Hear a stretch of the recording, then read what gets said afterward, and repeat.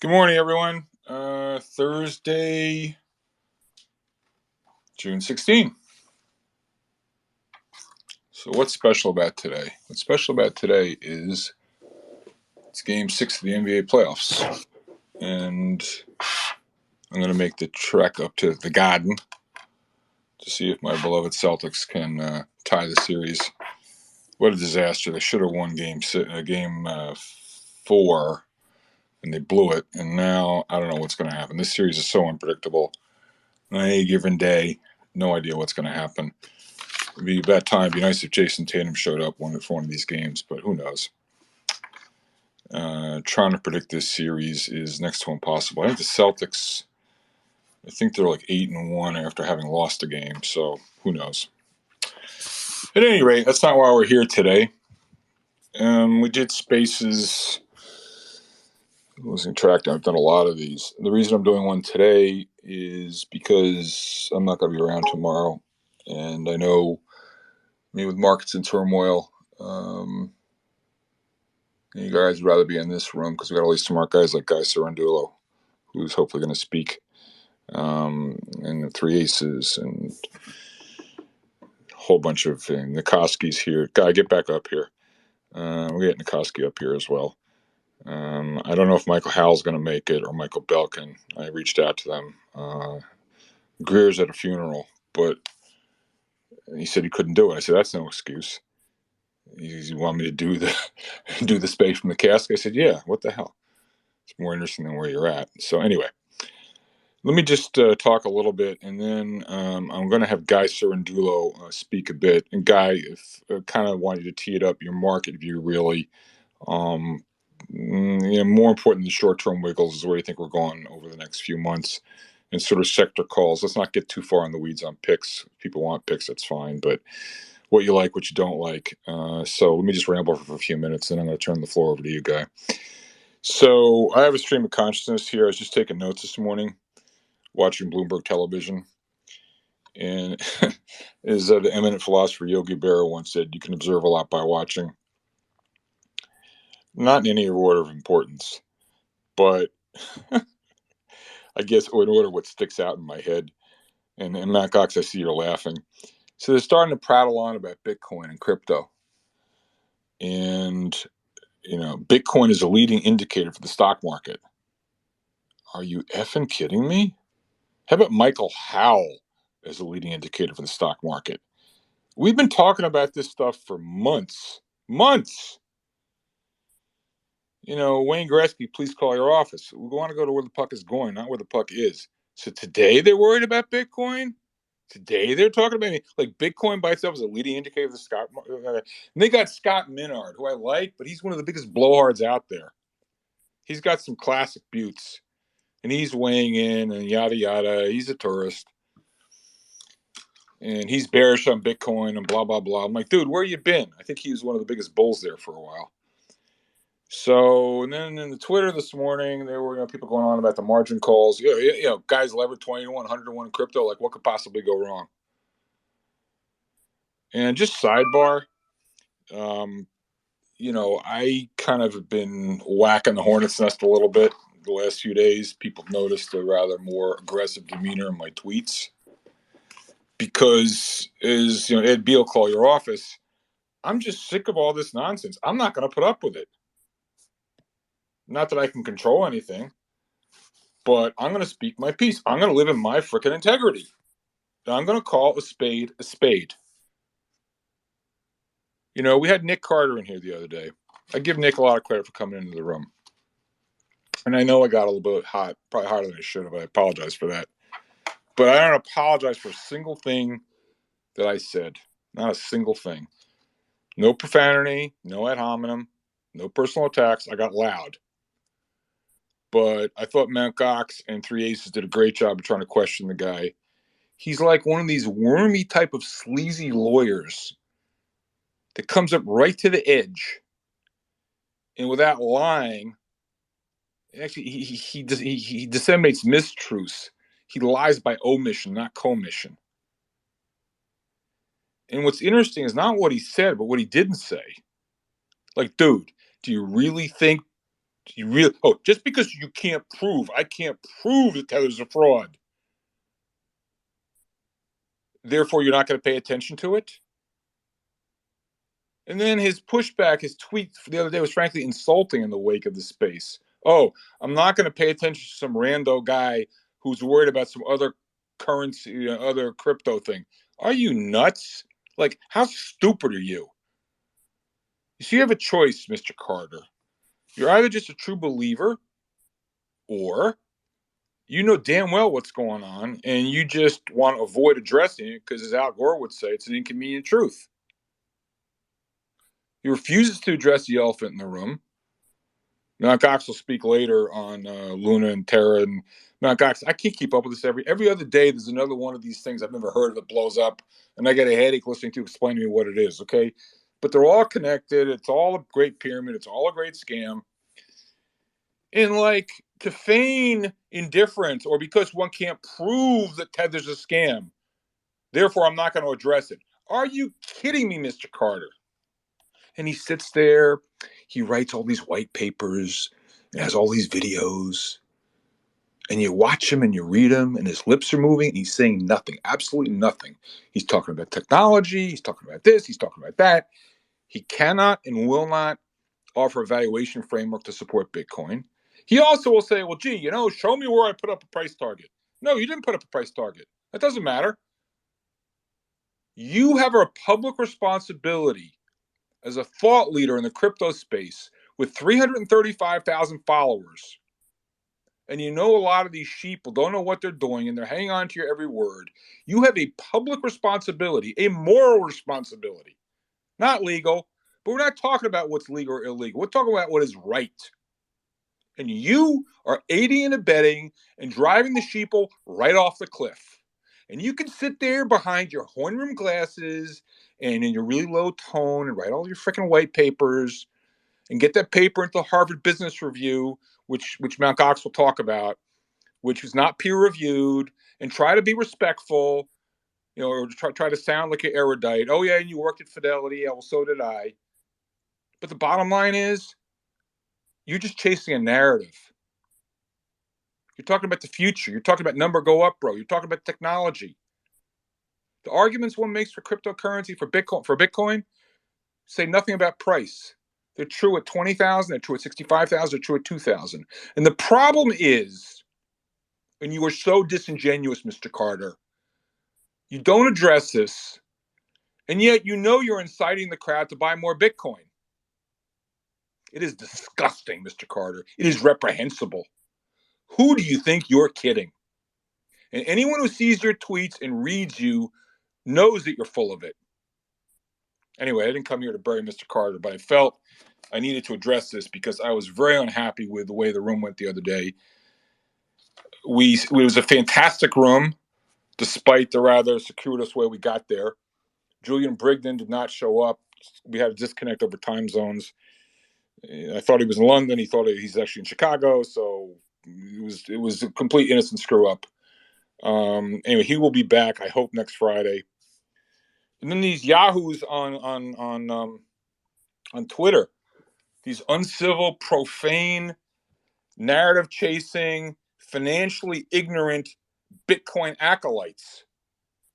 They start attacking me. Okay, fine. Well, you know what, bro? Come in here right now. Any one of you. If you got any crypto friends that want to come in here and want to talk fundamentals and facts, bring it. Bring it. I will beat you every day of the week with facts. So then they're like, oh, you left the room because you're losing the argument. No. You know why I left the room? Because the room was only supposed to be 2 hours. I'm trying to keep these rooms shorter. And we were 3.5 hours into it. And I had another meeting I had to go to.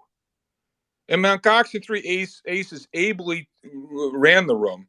And I came back an hour and a half later. I wasn't running away from anything.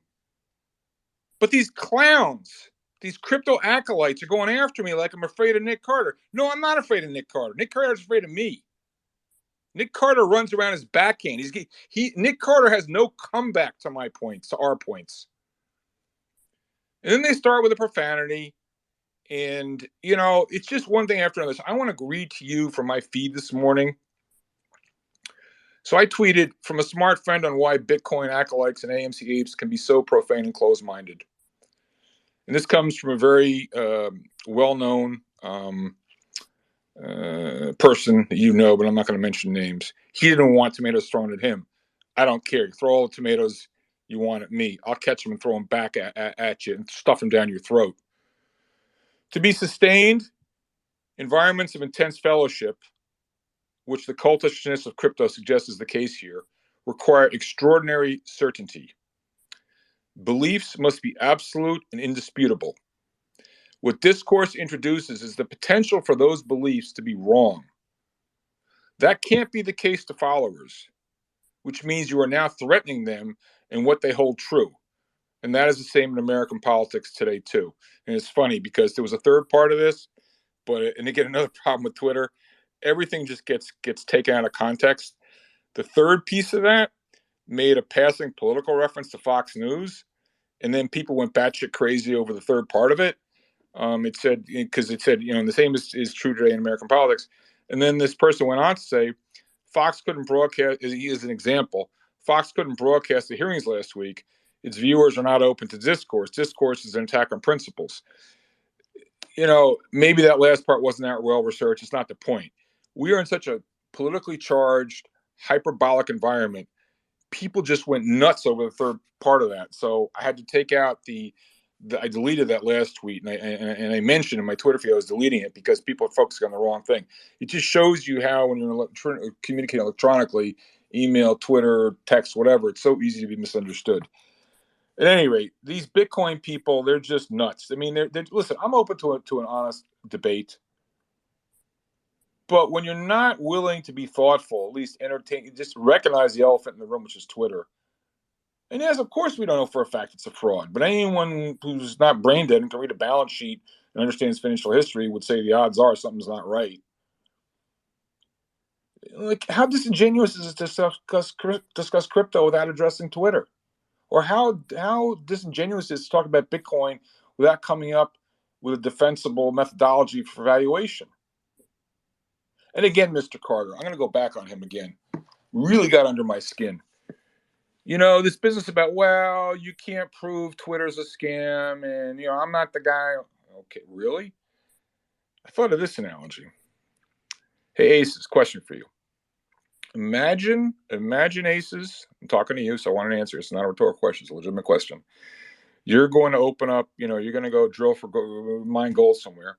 And you go to some country like Guyana, where you are now, and you're looking around, you're trying to find a place to lay your stuff down. And some local consultant comes to you and says, hey, look at this, look at the grade, look at the leaching pile, whatever the hell is you look at, all right? And so all in the unit economics, all in the local setup makes sense to you. But what they forgot to tell you was, quote unquote, what they forgot to tell you was a few miles down the road, there's this dam, which everybody knows is, questionable. And that thing could break and flood out anytime. Three Aces, question for you. If the consultant who was trying to sell you recommend that you buy this mine, if they forgot to tell you about the dam and the risk of a flood, how would you describe the behavior of that consultant, Three Aces? Would you be happy with that? Unconscionable. Okay, that is Nick Carter. Oh, but he didn't break any laws. Right, but it's unconscionable. It's unconscionable. That is my word for Nick Carter. Unconscionable. And so you're forced to make a conclusion. Either he's just, a useful idiot and he's a true believer, just like the people buying, tech stocks at 100 times revenues in 2000 or buying Japanese real estate at the peak in December of 1989. Or he knows full well what's going on and he knows where his bread is butter and he's talking his book. Take your choice. And the problem is, in a world where you got a lot of unsophisticated people out there, in the public, is looking for leaders and they're looking for advice. He has an obligation to give, as they say on Fox News, fair and balanced. Give both sides of the argument. Listen, I have opinions about a lot of things. You guys know that. But I'm also full of doubt. The longer one is at this, the longer one realizes you don't really know. You're just making educated guesses in the face of uncertainty. I mean, as a matter of fact, that's what our whole business is all about. When it's all known, when there's no risk, there's no return. So, of course, you have to make an educated guess. So, Nick Carter, shame on you. Shame on you. A few other things, and I want to go to Guy. There was a whole, just listening to the folks this morning. I was watching Bloomberg TV. You know all the data. They were reciting stuff like, the first 100 days of this year, trading days is like the worst it's ever been, with the exception of 1932. They're then citing this Michigan survey on jobs. This is Michigan survey on the economy, the worst ever, the worst since 1950. I mean, it's unambiguously bad. And Michael Belkin, who I hope shows up, he foretold all this months ago, as did some elite few. Michael Howell, I hope he shows up. So one of the commentators asked one of the guests this morning, one of the cheerleaders of the pom-poms, what is the plan? What is the plan? There is no plan. There is no plan. I mean, I was like spitting out my coffee this morning. They're going on about, it was going to be only 50 basis points. And then on Monday, Powell changed his mind and made it 75. I keep saying tongue in cheek, but I'm serious. Jay Powell is the man without a plan. There is no plan. They are making it up. They are making it up. They don't know what they're doing. They've got themselves in an impossible position. What if the Fed makes a mistake? What do you mean, what if the Fed makes a mistake? Inflation going from 1 to 8 last year, they didn't raise rates. The mistake's already been made. It's done. No way out, bro. And 3 aces, we're going to come on to oil later because I think we got a situation here. Not right now. Someone says, well, there could be a credit crisis coming, but I don't want to use that because that's too strong a term. Like, what's the matter, dude? You don't want to scare all the women and children? Scott Minard had a great quote, though. I got to give him credit. I like the way he rolls. He was talking about the Fed's expectations for the economy, inflation, unemployment. He goes, fantasy, all fantasy. It's all made up. And then someone else said, the Fed's kind of in a tough place. They got a tough road to navigate here between inflation on the one hand and growth on the other. Really? You don't say. Really? Captain Obvious. Thank you for that. The Japanese yen we've talked about in this room. Maybe it's finally turning. But these JGBs, they're not going to stay here at 25 basis points. I think it's like the little boy that cried wolf.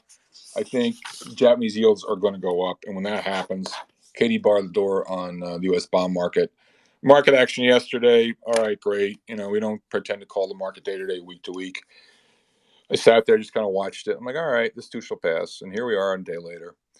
Fact of the matter is, we got the 10 years still over 330. Oil's coming off a little bit. Hopefully it'll come off some more. With my apologies, Canadian Oil Mafia. The dollar, let's see. The yen, maybe it's bottomed out here. Don't really know. But for that to be sustainable, they got to do something on the rate side. Japanese yields have to be allowed to go up. And if that is the case, it's going to be bad for our bond market. And so we'll see. ECB, they're panicking as well. You saw yesterday, now they're all freaked out about spreads and BTPs and the Italian stuff, and they got a problem as well. So again, we talked about this in the space the other day. Japan and Europe, sources of risk that maybe the Midtown Manhattan crowd aren't paying sufficient attention to. So yeah, for those who remember Laurel and Hardy, Ollie, this is a fine mess you've gotten us into. Thank you, Jerome. So again, day to day, week to week, nobody knows. But I would just say people are maybe talking bearishly, ignore all the sentiment data. They're invested bullishly. The public hasn't sold a goddamn thing. Hedge funds, they've de-risked a bit, but they're still way too net long. We're at the precipice of a big earnings recession, if not outright economic recession. I think second quarter numbers are going to be disastrous. I've got increasing data points in recent days. We had Jackson in the room the other day. I see he's here today talking about what's happening to room rates in South Beach. One of the listeners in the room spoke about how things are really soft at the Jersey Shore for holiday bookings. We know Hampton's vacation, summer vacation rentals prices have collapsed. There are increasing signs of weakness across the country in housing everywhere. Retail is going from bad to worse. So I think the recession is inevitable. But I think more importantly, earnings are going to be absolutely disastrous. Absolutely disastrous. So you combine lower valuations with a collapse in earnings. Yields, I don't think they're going to come down very much. Stocks, while they've come down, they haven't even fully taken on board the decline in bond prices and widening of spreads. So if you regress S&P against, say, junk bonds, no, stocks are not cheap at all. So instead of what could possibly go wrong, I think the real question again is what could possibly go right. So I remain unabashedly bearish. Nothing goes in a straight line. There'll be days and weeks where things go up. We could have a counter trend rally. Who the hell knows? I certainly don't know. Tommy Thornton, I'll give him credit. He called it the other day. But at the open this morning, it didn't look very good. So I suspect his bullishness is underwater. As a matter of fact, I know it is because I was with him last night. So, Mr. Market's moral obligation is to make it as difficult as possible for as many people as possible. And he's doing a damn good job of it. So that's that. So, Guy, if you're ready, it's good to see you. It's been a while since you were the speaker in the room. Maybe, Hey, hey, George. Guy, maybe just to start off with kind of like your general thoughts. And I don't care so much about the day-to-day stuff. Looking out, and if we use maybe 2000, the analog, and I actually think it's worse than 2000. I don't put words in your mouth, but sort of give us a big picture roadmap of where you think we are. Thank you, Guy. Welcome. Yeah, thanks, George. Good to be back on. And I want to say hi to Dave Nikoski. He's an old friend. He will come by and visit us when I was at Wellington, and his dad came to visit us when I was at Fidelity years back. But good lineage, great work. Hi, Dave. So, Georgia, the big picture stuff. It's of course nothing's going to change because it's set in stone the way I see things, and it's basically off of the fourth quarter and into the first couple of months of this year. We have this distributive price action, and I want to use the NASDAQ composite as the proxy, where this bearish money flow unit developed. And again, the work I do is a little bit different. Well, it's a lot different than what most do, and it's measuring distributive price action or accumulation on multiple time frames. But sticking with the weekly time frame, it's all extremely negative. I think we're probably halfway, a little more than halfway to where the downside I think it is. And again, for the NASDAQ composite, I want to give price targets because I operated in the mode of levels where things could inflect and the projections are. So based off that, beginning of the year, distributive action, we had MFU2 at 11,330 in the NASDAQ composite. And typically when you get to MFU2s, you get pretty good counter trend rallies. We got a rally of 8%. But now that we've broken below, this opens the downside to where I think we are going to be going, which is an MFU3. It's at 8887. So that's 45% decline from the January high. So if you think of that big picture of where I think we're going, so we have the same setup. So I think NASDAQ composite is the lead. I would have to say that the NDX is behind it.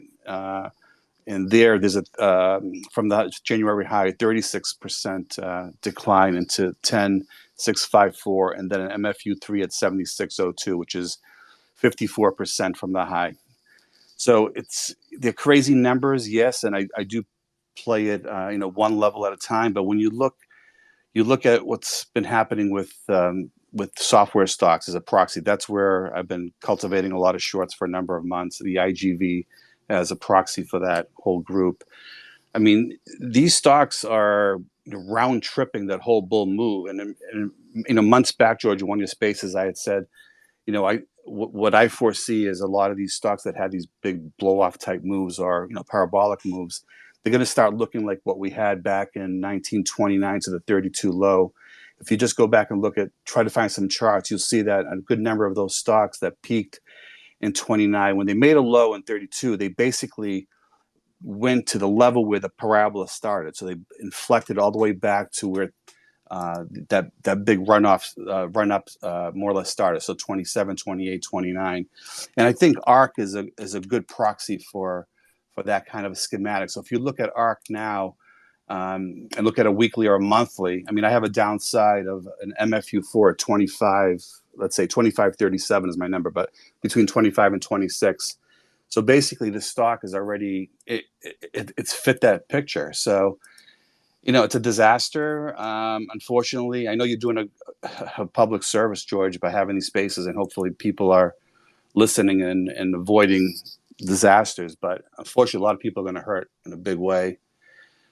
So anyway, I just see more downside there. The S&P is no better shape. The next zone, I think actually the S&P is coming into a 36.25, which is an MFU2. And again, typically that's where you get a good counter trend rally. But if we do get it, that's a rally to sell into. Once we start to get let's say a weekly close below that level, then we go into the third zone, which is 3,029. So basically, I'm seeing everything north of 30% from the January high, to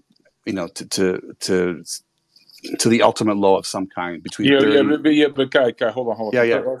From where we are right now, what does that equate? Let's talk about where we're relative to current levels. What does it mean? Give us where we are now. Yeah, well, on the S&P, it's 30.29. So where are we in cash?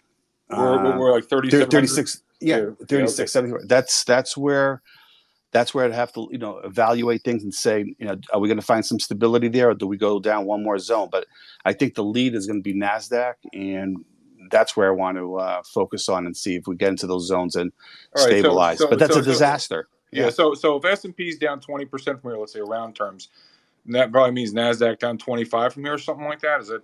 Yeah. I'm just spitballing. Okay, fine. And then in ARC, which is even higher beta, you were talking 25 or thereabouts. Yes. So that could be down 30, 35. Okay. So Guy, let's talk about the other way. Now, what's on your buy list? Do you have a buy list? Actually, I do this. I don't know if it makes any sense for you, but I got long some crude this morning. That's in one of the global macro alpha capture portfolios I do. I do like the energy on a pullback. I think someone had told me you mentioned AR the other day in one of your spaces.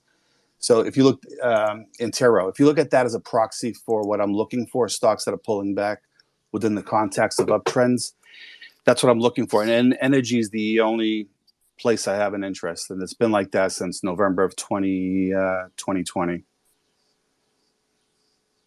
And so, Guy, what's the bond market look like to you? What's the TLT look like to you? Yeah, I wrote that up. Actually had a 110 target, but I think once we get a little bit of a lift, we should see another leg lower. I mean, I have a yield target on 10-year at 4.29. So let's say 4.3. Wait, mic drop, breaking. Slow down, cowboy. You said 4.29 on the 10-year. Is that what you said? Yeah, exactly. Yeah, that's an MFU2. We got to an MFU3. The second level was at 3.03. We got there a few weeks back. And now we're getting the pullback, which is typical of a counter trend move. And I think once we get above the recent high, that should set the stage. And again, it may take, I can't tell about time. What, my work, it doesn't focus on that. It's only on where the accumulation pattern suggests prices could get into. But that's where the target is. Yes. And so, Guy, one of the most degenerate phrases I hear on CNBC, one of the most costly phrases, one of the most inane phrases. People say, "I gotta put money to work." Wait a minute. Says who? Okay. That's right. So, Guy, if someone says, "I gotta put money to work," what do you say to them? Yeah, unfortunately, there is a way to make money in this market, George, and it's stuff that I love doing, and I did some of that when I was working with you. It's pair trades. I mean, things such as long staples and short discretionary, XLP to XLY. That's the way to do it. Dollar neutral. To buy something outright because of a strong trend. I mean, look at how energy's pulled back 5 to 10+%. All within the context of a bull market. I think it's going to be too tricky. I think doing something where you're paired off dollar for dollar is the way to make some money. Guy, can we talk So, about energy a little bit? Because I've been very bullish on energy. You've been bullish on energy.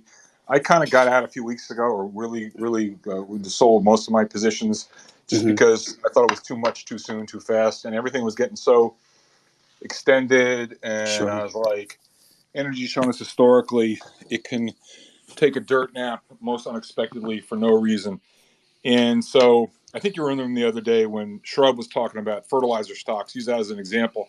The Mhm, fertilizer story is a great story, but those stocks all gave up the ghost. They went down like 30%. Just, a healthy correction. It doesn't always, don't you love when someone says something's a healthy correction? You lost money, but you lost money the healthy way as opposed to the unhealthy way. But seriously, I love the long term structure for energy. You and I have talked a lot about energy in the past, sure. but forget about, you bought Antero at 20 and it's now 38 or wherever it is. All right.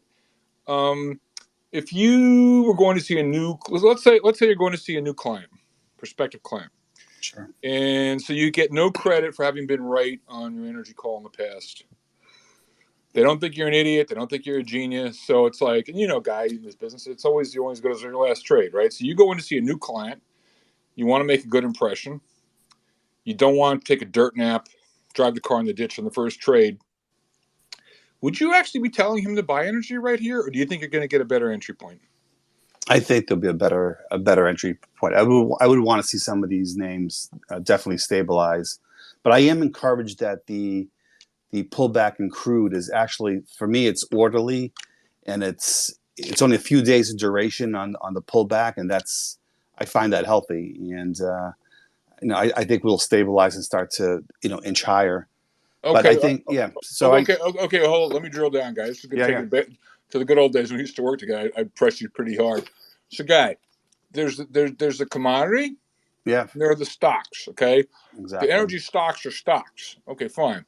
So a lot of times, we can have disconnects, leads and lags between the stocks and the commodity.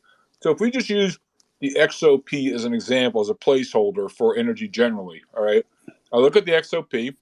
It peaked the other day. It's 142 and change as we sit here right now. All right.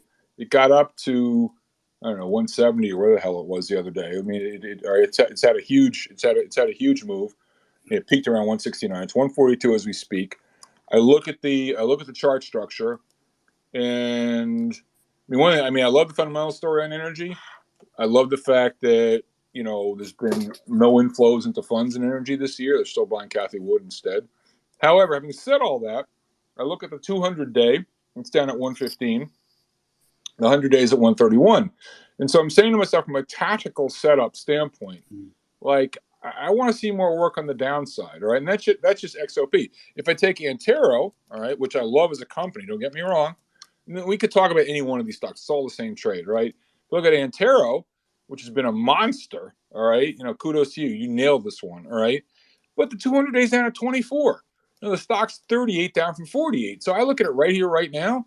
I mean, this stock, if it just traded for the 100 day, which is at 31, which is down another 18% from here, it wouldn't have done anything wrong. So again, I ask you for the record, is this a good entry point? Or so in other words, if you want to say, you know what, I like energy the next few years, would you have on your entire position? Would you just put a starter position on? You have half your position on? Like, how would you go about Yeah. thinking re-engaging with the energy sector, guy? Yeah, I don't think we're going to have to get all the way down to that 200 day. I think the pullback we're getting now, the XOP, that's exactly what I brought up when you started the thought process. I think it'll be, between here and let's say 136, 137. That's where I want to see a little bit of a hookup, but I think this pullback is going to be similar to what we had back in end of April into May. I, I don't think that I think the selling that we're getting in some of these energy stocks, it's going to be recent buyers, weak hands, and I think these stocks will be bought on the on any kind of short term weakness. I don't think we have to come all the way down to the 200 day, George.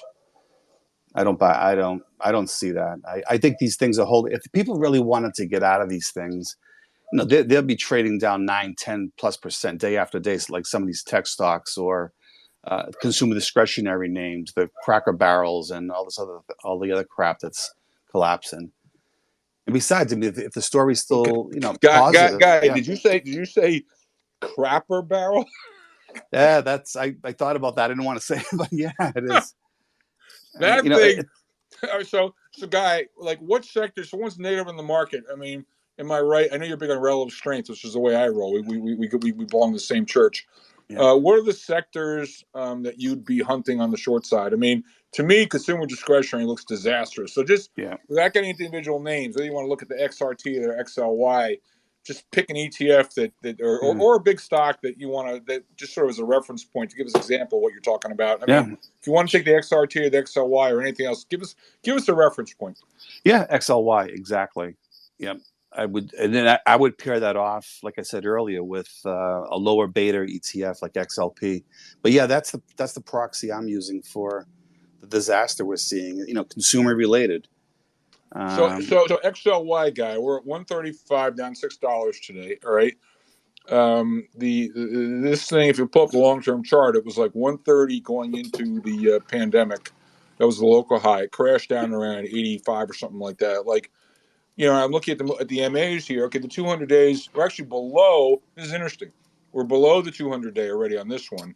yeah, So when you look at XLY chart structure, like where do you think it could go off of the current 135 reference point? yeah. I have it all marked up. It's 114, 114 and a half. Yeah, so that's Yeah. helpful, guy. So, guy, Yes. and now for technology, whether you want to use software or Nasdaq or XLK or SMH, maybe SMH is a good one, right? So I don't know. Let's just go through a couple of these. So SMH, what does SMH look like to you? Is that one you have on your screen? I have it up, but I hold on. I just got to Or, mark or, up. or guy, give us a tech chart that you have marked up already, where you know you've already done the work. I mean, SMH looks horrible to me. Yeah, SMH has got 150 written all over it. It's 204 less, but yeah. That's exactly it. 149, 148.87, but let's say 150 for a nice round number. But that's guy, yeah, you taught me well. yeah, exactly. We're You getting. Yeah, go on. we're breaking through the MFU2 as we speak. It was labeled at 205.75. And once we start getting a weekly close below that, then you're setting the stage for that 150 area. And guy, do you have the software ETF as well that you could speak to, Yeah, the IGV. Yeah, give me a sec, IGV? George. What's that look like to you, Yeah, guy? yeah. We're actually coming to MFU3 at 249.80, but I think we're going to break it. We'll go down to the MFU4, which is at 184, 183 and a half, Oh boy, which is about 27% from here. oh boy. Yeah, So, but guy, I'm yeah, sorry we ran. I don't know how you were on time. I knew you had a conflict, and thank you for staying over. Can you yeah. stay with us for a few minutes, or do you have to run? Yeah, I'll give it five just in case, All but right. Okay. I'll listen in. If I could Yeah. squawk All in, right. I'll Okay. help Okay. out. Okay. So, I don't know if anyone has questions, please raise their hand. I don't know if Three Aces or KFAB or Mount Cox. Do you have because Guy has limited time? Do you have any questions for Guy specifically? We can talk about other stuff once Guy leaves. But if Three Aces, do you have a question for Guy? No, no, no. I just had one quick question, Guy, Sure. for the crowd here. When we're talking about ETFs, such as ARC, for example, we talked about, and we're coming up with forecasts and things like that. Um, particularly in the case of ARC, I don't know if you saw this, guy, George, but Mhm. she's already now sold 3 million shares of Teladoc that she just bought. Wow. The turnover in that ETF is like unlike anything I've ever seen before in my life. So we're looking at the chart today. In the meantime, potentially many of those stocks won't be in there, in some period of time. Do you still think the ETF chart itself can be relied upon in an environment to where you have massive turnover like that? Now we know in the last year she was married to all of that garbage that she was pitching, but we've seen her buy GM recently and so on. What's your take on funds like that in stock charts? Thank Yeah, you, Guy. sure. That's actually a great thought. I think it could change on the margin, but she would have to really overhaul her holdings to change the structure, because if she's trafficking in stocks that are, with the same MO of going down, then um, the price target is a price target. But then again, if she turns over half the portfolio into, let's say, more, lower beta names and, more stable and good quality or what have you, then of course the structure is going to change. The MO is going to change. But that's the only thing I could foresee. But even if we just stick with the other bigger ETFs, where we're not going to see big changes or they rebalance every quarter or 6 months, yeah, I would have to agree that that's going to be a much more stable count, and in view. So, yeah. Hey, Guy, could I just quickly just ask, GLD, SLV, looking pretty good today. Feels like we might be basing. I was wrong as hell yesterday trying to pick a bottom in the S&P, but I feel like you're supposed to be adding to gold here. What do you think? Well, actually, the GLD came up down to an MFU2 at 168. So I think as long as we stay above that level, I wouldn't mind nibbling on the long side, and things start to clear up on a more positive above 175 to 177. And then we'll have upside targets generated after once we get there. But if I had a nibble on a spot, this would be it. And let's just use GLD as a proxy there. And George, Hey, just a quick thought. George, you had mentioned the yen earlier, Japanese yen. I think we're in the first innings of seeing a big turn there. You do. Yeah, yes. The downside target was 73.77. So we're shy of it, but again, that was projected off of Q1 of 2021. So, Guy, let me just stop for 1 second. Even though it's screwed up, most people look at the opposite of that. You look at The dollar yen. yeah. Okay, so like that to me looks like a crash could be developing, which is the opposite, which is just what you said the other way. So Yep. I'm looking. Pull up JPY right now. We're down. It's 131.92. We're down 2 yen today, which and this is a fresh signal right here because we only just spiked. Yeah. Okay, we got to we kissed 135.5 yesterday. All right. We're 131.92 right now. And if the yen turns, if the yen strengthens from here, it's going to be I would expect to see Japanese bond yields rise Mm-hmm. in concert with that, which would, certainly not be helpful to the U.S. bond market. So looking at dollar yen instead of yen dollar yen would be Sure. 132 right now. What does it look like to you, Guy, on dollar yen? Yep. It's a fresh turn, so I did work up the hourly chart, and then it morphs into daily and then the weekly as time progresses. But the downside would be 131.31, then 129.16, and that's where you could probably get some type of a bounce. And then I think the daily charts will start to develop the negative or the bearish MFU targets. But for now, I think, and actually that coincides with the 50-day. So 129.16 would be Right. the first spot. But yeah, the yen went from 115 to 135 in a straight shot, and the yen is so oversold. Like to me, I look at it. I'm looking at the same charts you are, but Mm-hmm. like 129 is only like 2 points away. It's kind of like a pussy target. So if you look beyond the micro short term structure, so if I said to you, Guy, 3 months from now, not 3 days from now, but 3 months from now, like where do you have a Yeah. view on the yen, or is it too hard to call right here? Well, based on the way I measure the work, George, it's going to be early because I need to have more time and price development. But the thing is, once you get the inflection point right, you put the trade on and then you basically ride it. So I wouldn't. So my thought process is we'll probably get to 129, maybe rally up to 131 ish, and then you start to develop a more bearish price target. And I think those will project down to 120, 122 area into that zone. So again, it's fresh off the high, so Right. it's All right. early. So, Guy, last question. You've been really generous with your time. I know the room really likes to hear from you, and I hope you'll be more visible. This is great when you come in here, and I know we'll be hearing more from you on Twitter in general in the months to come. I hope we'll do something together on the research side. Sure.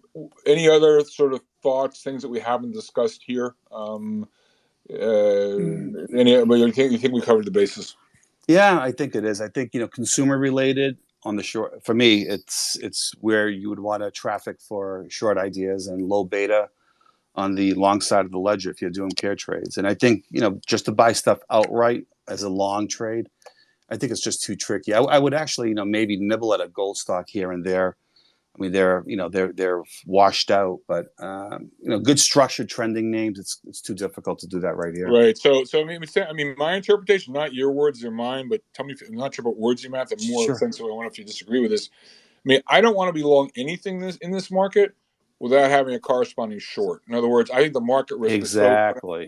so. If you want to be long energy, long gold, whatever, it's like I'm scared to be naked long. I want to be short Exactly. something. Yeah. So that's kind of the way to roll, in my opinion. All right, that's probably I agree. Guy. And by the way, everyone give Guy a follow.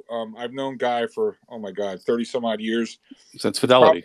He's probably one of the most underexposed, smart observers out there on Twitter. He was at Fidelity in Wellington for many years. He's been on his own for the last few years. He has an institutional research product. I think maybe he'll be coming out with a product more tailored for individual investors as well. And I'm looking forward to doing something on the research side with Guy and helping distribute his research product. We're working on something, but give Guy a follow. Reach out to him. Guy, let's a little experiment. George. Guy, you've got 2,113 followers. I want everybody in the room to follow you.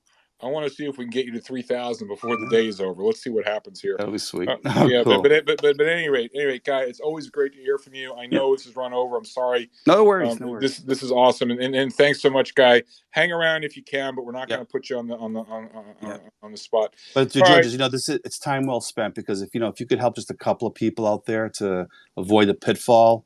You've done a good service. So my time is. And Guy, I thank you for your generous time as well. That's all we're trying to do here. Exactly. We stand on the shoulders of giants. Walter Stone, Peter Lynch, George Vanderheiden, and we were lucky enough to been there. And we're just trying to pay forward. So, Guy, thanks for your contribution.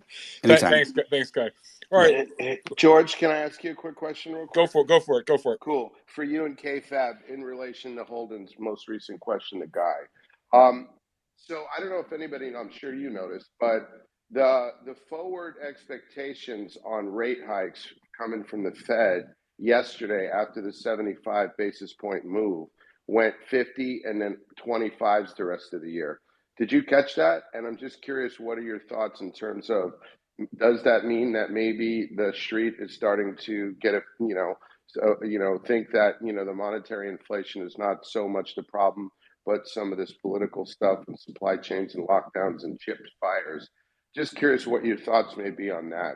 The whole term structure or the expectations were collapsed yesterday. I'm going to defer to KFAB because I'm not really a Fed guy. KFAB, over to you. Hey, KFAB. That's actually right in the wheelhouse of what I was going to bring to the table today.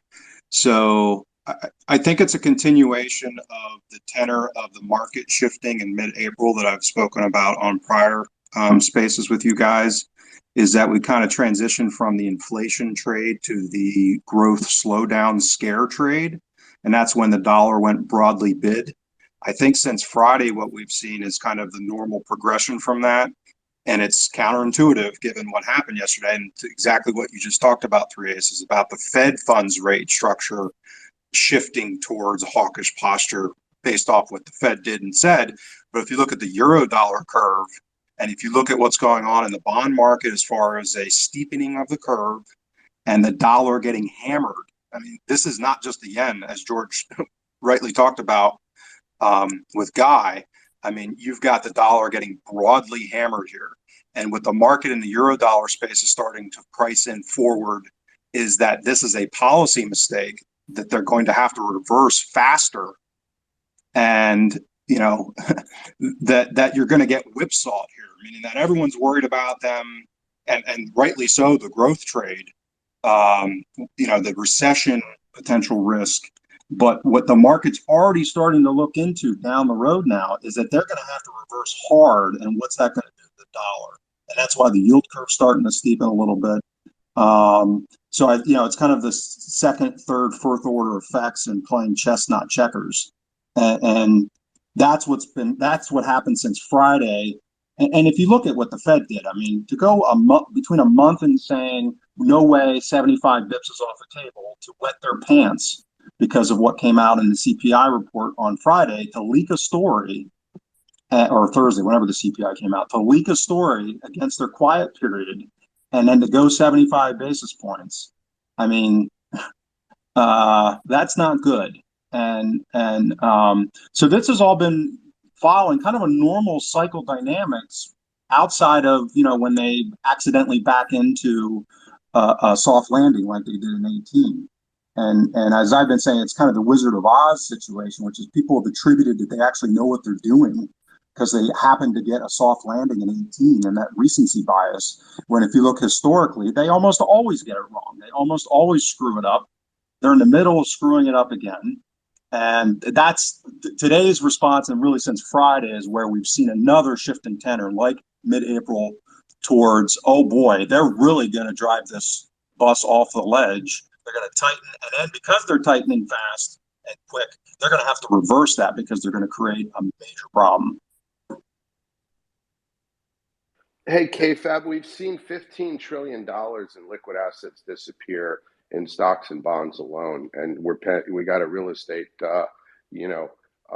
ruffling of the tea leaves here on the horizon.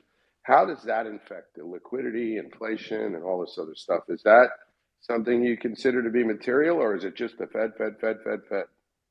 What's going to happen here is the baton is going to be shifted from what, as George has said, what Michael Howell's been chronicling for a long time now, months, literally, from a forward-looking prediction of a liquidity crisis, which has been unfolding, and the baton's going to get shifted to a solvency problem.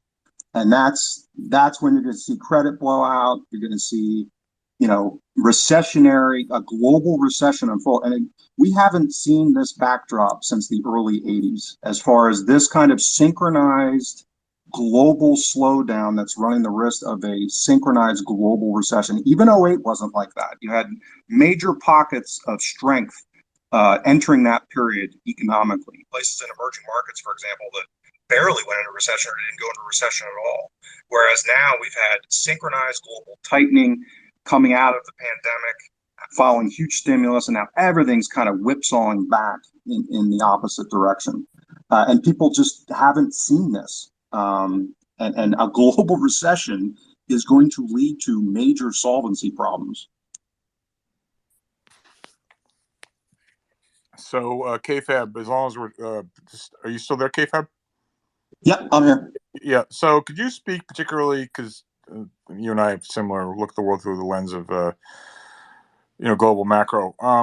Let's talk about Europe a little bit and what's going on with the euro and bond yields and spreads. I mean, I think the ECB is now really stuck between a rock and a hard place, and arguably, this is a more difficult situation than they were in the last time around the track when early in the whether it was 2011, I can't even remember. The years all blend together when you're having fun. Then we're talking about the euro blowing up and the stresses and strains, and looking at Italian and Spanish bond yields blowing out. Do you got any thoughts, particularly on Europe, KFAB? Yeah, I mean that's as we've been discussing for months now, George. I've been focused on the problems outside the U.S. and how the U.S. was kind of the tail of the train, or the caboose of the train this cycle. And it was, the things like the DAX that actually crashed back in March, and breaking to new lows now, by the way. So yeah, they not only have all of these structural issues, they also have a huge layer of political risk that, they're going to try to address. I mean, this is what they just announced the last couple of days. They're basically going to sterilize, so to speak, their QE by not ramping it up because of their inflation problem. They're just going to shift it, focusing on the pigs, as they call them, the lower quality credits like Italy, Greece, and Spain and Portugal. So, they're now in the corner that Japan is in, which is once you hit the cycle, right? You can get away with all this stuff if there's not major economic turmoil. And that's what this inflation crisis has now kicked off, which is that they've got a Sophie's choice problem, and there's no good solution there. It's this, and they're going to try and navigate it and thread it, but they're not going to be able to do it. And that raises huge political risks, because at some point you're going to have, the continuation of the populist movements in some of these countries where they've been, kind of zombified economies through, let's call it German imposed austerity for a generation now. And at some point, with food prices, energy prices, all these things going on, I mean, it's very combustible politically. So that's an even added layer that the Europeans have that you don't have with Japan, and certainly in the United States. Other than that, everything's fine. All right, thanks for that, KFAB. Please stay up there. We're going to have a lot more to talk about. Abe, my friend, good to see you. I know you're away for a while. So, Abe, talk to me. What's going on, Abe? What's new in your world? Okay, I just came back from Europe, 2 weeks, 2 days. Saw 6 countries, talked to a handful of CEOs that probably combined probably employ 500,000 people in various sectors. Spoke to 2 or 3 hedge fund guys, some guys that had money backed by Blackstone and others. And I can tell you unequivocally, everything I had discussed back in November is all coming true. Europe is in deep shit. It is weakening very, very quickly on the ground. The Ukrainian conflict has had a very profound impact on Europe. We have been very much insulated here.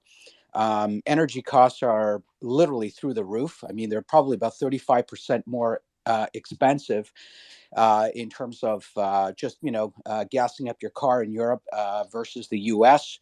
Um, Energy costs, meaning hydro, is up almost 2.5 times on a year-over-year basis.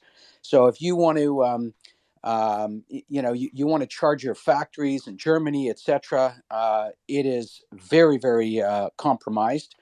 The other thing I've noticed, and again, I spoke to so many people, their biggest issue is margin compression. There's only so much of exporting of price to the consumer and to other B2B players that is acceptable. And what is happening now is you're seeing that being compromised, meaning that they can't necessarily drive more price inflation by exporting it to their clients, their customers, etc. So they're having to eat it, and hence something that I think we've discussed all along. The next coming quarters, from a profitability perspective, no question, are going to be very weak, very, very weak. Wage inflation, by the way, is crazy. Skills gap is also crazy. You can't find people to do the right things at the right time, and as a consequence, you've got gaps in production, you've got delays, and not just semis, industrial products, industrial components that are required in order to drive manufacturing in Europe is also very much delayed in terms of getting parts, getting all sorts of things. So on the ground, I can tell you that I foresee that the summer months are likely going to be, when I say okay, okay only because we're dealing with post-COVID, and I think the consumer is looking for experiences, not necessarily goods. So it's certainly short discretionaries, because I don't think anyone gives a shit about buying, that extra widget or whatever. But I foresee that the fall is incredibly, incredibly weak, and the consumer is actually running out of steam. There's no question. Energy is starting to kill them. You're seeing them making choices, and people are essentially spending less. That's basically what I foresaw in my 16 days. Having literally gone through 6 countries. I don't know how many Ks on the car, but nonetheless, trains, planes, etc. So things are weakening very, very quickly, and I think the fall is going to be not a very good place. Quite frankly, I've said it before. I want to be short Europe. I was also in Greece. I've got a home there, so home base there. I can tell you that they've spent $20 billion on defense over the last 18 months. I have no idea how the hell they're going to pay for this. And I can tell you they've gone to the bond market, but from just from a country specific perspective, their debt levels are still at 353 billion. I think it's 200 and something percent of GDP. So it's a problem. I don't know how these countries are going to manage. So the pigs, no question, you're going to be dealing with real credit risk, solvency issues are alive and well, and hence why you're getting the discussion coming out of the ECB, which are quite laughable. They're trying to contain this because this is looking like 2008 all over again, except it's not 2008 anymore. It's a completely different animal. And I was in 2008 doing structured finance, so I saw the whole the whole housing market. This is not housing specific. It's nothing to do with housing. This is broader. Yeah. Hey, let me ask you a question. Specifically, the sandbox that you play in with the rebar and metals and all this other stuff. Yeah. And we took a couple months back, and you were talking about, and you were right. The supply problem. With Ukraine and everything else, the prices went to the moon. Can you just give us a mark to market and an update of what's going on in the product markets that you deal in? That'd be very helpful. Thank Yeah, sure. So I deal with various kinds of byproducts in steel, industrial components, products that are being made out of steel that find themselves into autos, all sorts of manufacturing, etc., tool dyes, you name it, all that kind of stuff. Anything that's sort of a steel byproduct as one domain. So Ukraine continues to have a very profound impact. There's still shortages. There's huge delays in terms of just getting product. Ukraine was kind of like the country that supplied, let's just say, Germany with a lot of the primary products, steel products that are required in order to formulate and that become actual real products for a lot of German factories. So that is a huge problem that continues to exist. Supply bottlenecks continue to exist. I'm seeing it also in the Far East, where you still have literally thousands of pallets of products stuck in the Far East, destined to the U.S. and destined to other locations within that sector. Okay, but in Europe continues to be a problem in terms of getting product, getting primary products, and that's basically because Ukraine's offline. And the region that the Russians have pretty much covered off is steel central. So they've covered that whole piece off, and they're offline. Moldova is another problem, and they're also seeing some impacts. Belarus is the same story. So you now have this occurring. So you still have a weakness. However, what is also happening, which is kind of balancing it off a bit, is that now you're seeing some structural weakness in the economy. So guess what? Supply and demand are now starting to, find I wouldn't say an equilibrium, but let's just say it's becoming a tad more breathable as opposed to what it was before, where you had, extreme demand, crimped supply, and, equilibrium was obviously 2-3 standard deviations away from the norm. That is now finding some let's just say that supply and demand are finding a better spot, a more manageable place. But I also think, and what I'm seeing is that companies are actually making choices, and they're saying, no, we're not going to do this. No, we're not going to have whatever, 30, 50, $100 million in CapEx. We're going to delay this because it's just not palatable. The whole theme, the thematic theme in all of this, from what I'm seeing, is massive inputs to massive inflation on inputs to production, margin compression, and the inability to transfer price increases to consumers and B2B customers. Hence, margin compression all around on a weakening backdrop. you. Wow. That's what I see. So Abe, that's really powerful and really super value-added observations. So does that kind of make you think that given the margin compression, sounds like an earnings nightmare.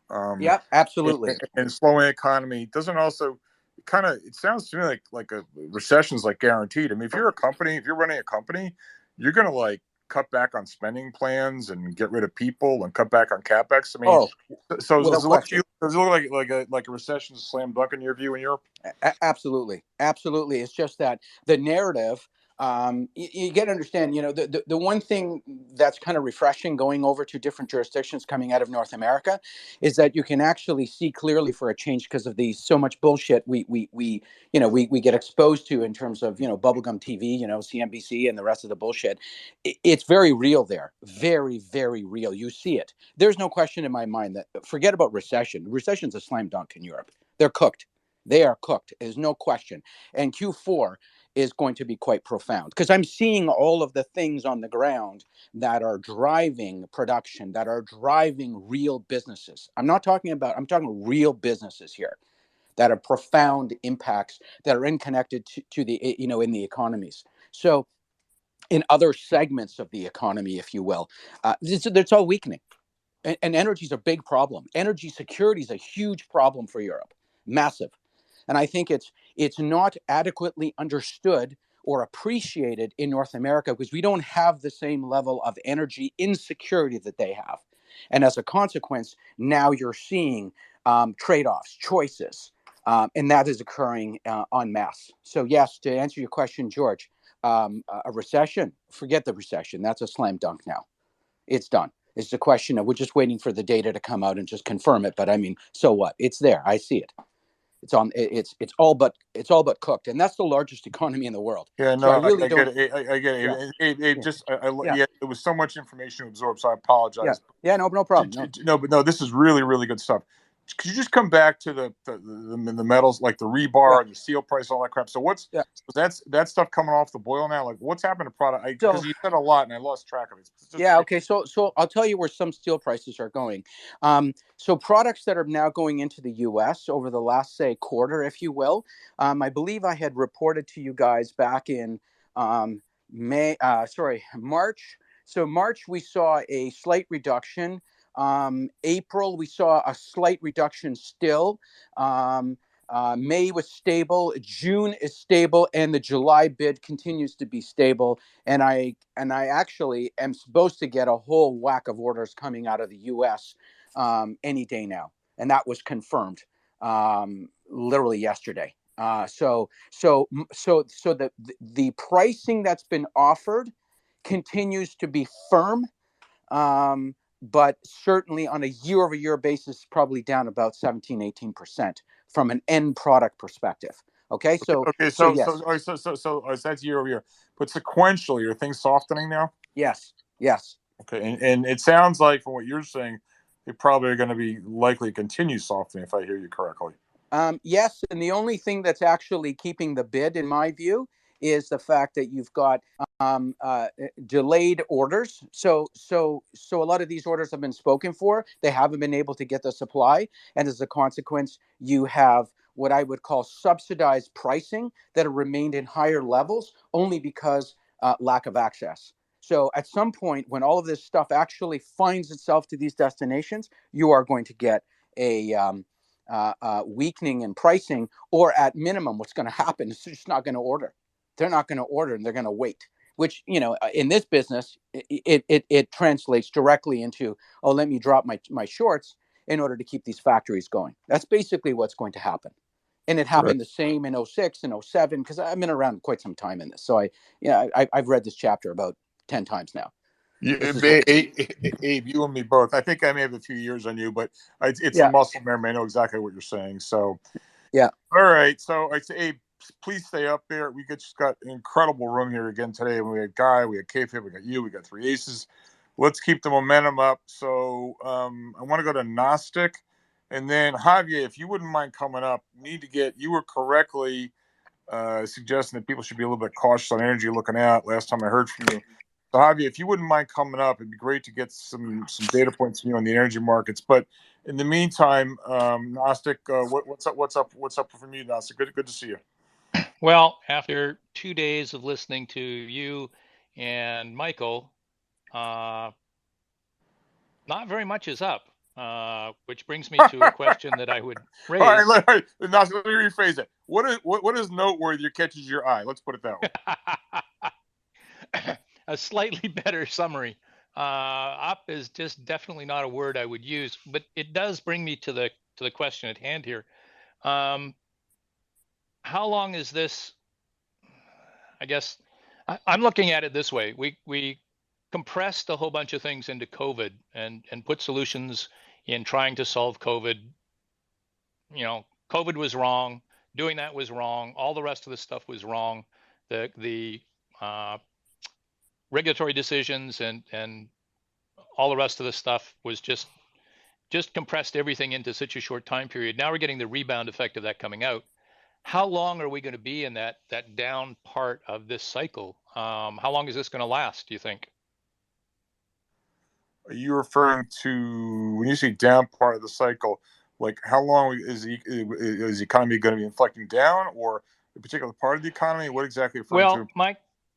My concern at the moment when I sit down and look at it is that in most processes where you have regulatory errors and fiscal errors all combined into something, you get a rebound effect on the other side, and a rebalancing, so to speak. Without that rebalancing, then the next cycle is even worse.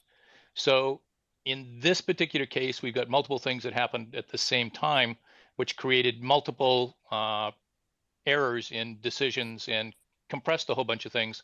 and we've put a whole bunch of money into the economy. Now, a whole bunch of that has been neutralized by, going in the rediscount window, banking, people save money. Now all of a sudden it starts coming out, and people look at this and go, "Oh, it's inflation," but it's suppressed purchasing that's coming out, not so much a inflation in the normal sense. It's just all of a sudden everybody that didn't go and buy suddenly goes to buy. They've got limited stock. Price goes up. Price basically purchase push inflation, but it's been compressed during COVID. So it really didn't happen until after COVID started to let up. So we've got a whole bunch of situations that the timing just seems particularly wrong in the sense that it's not a normal cycle. It's sort of artificially and decision error mistakes pushed it into this. And now the question is, how long does it take for that rebalancing to take effect and come back to a stabilized economy? I'm the discussion we just had on Europe. I find fascinating because Europe is going to be hit even worse with it. Japan is now in a mess that looks like it's not going to recover for a while. And the more I hear, the more I kind of just want to sell everything and go find a nice little island for a year or two. So let me take a shot at that.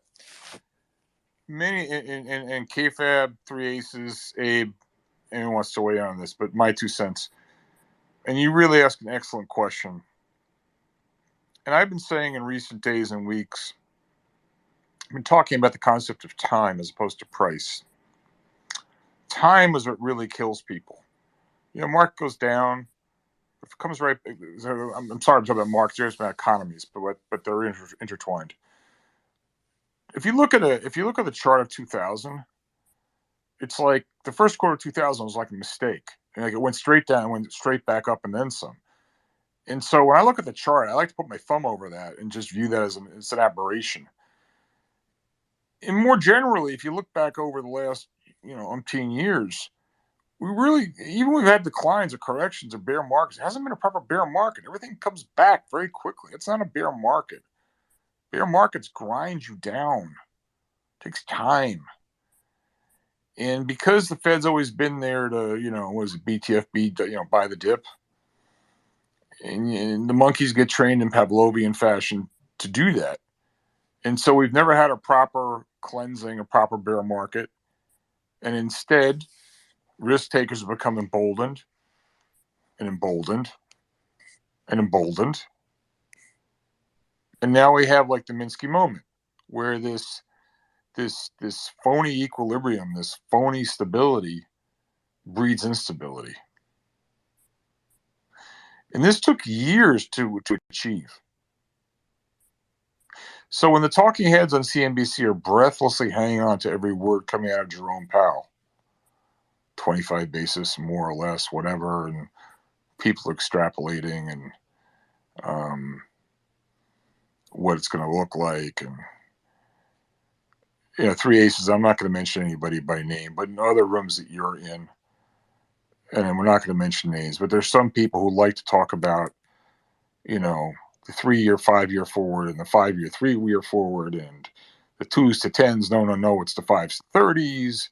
And you got to look at the dot plot and it's this and that and the implied swaption volume. And Nancy Davis, all these questions. I don't think these people have any idea what they're talking about. I'm just sitting there like, I want to shoot myself in the head listening to this stuff nonsense. The Three Aces, you know who I'm talking about. And this is not something that Jerome Powell can fix in a quarter. It's not something Jerome Powell can fix, period. Let's go to energy. And actually, I'm going to thank you for your question, Nasser. We're going to take it and run to energy with this. And then I know Three Aces has some opinions about energy. And maybe, Abe, since you're involved in real industry, you're not a financial bullshitter like yours truly. Maybe you have some perspective. I mean, this energy problem we have, this energy crisis that we have, is years in the making. Years. You've seen capital spending in real terms fall like 70% in energy, exacerbated by the ESG movement. If you're the CFO of an energy company, if you're a survivor, the last thing you want to do now is put another hole in the ground. You're lucky you're alive. This industry, forget about everything else. They incinerated hundreds of billions of dollars worth of capital the last few years.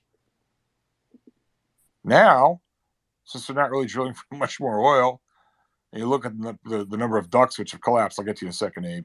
The number of ducts which have collapsed is like, hey, this is cool. Oil price is going up. My stock price is going up. My stock options are worth more. Like, why would I want to drill for more oil?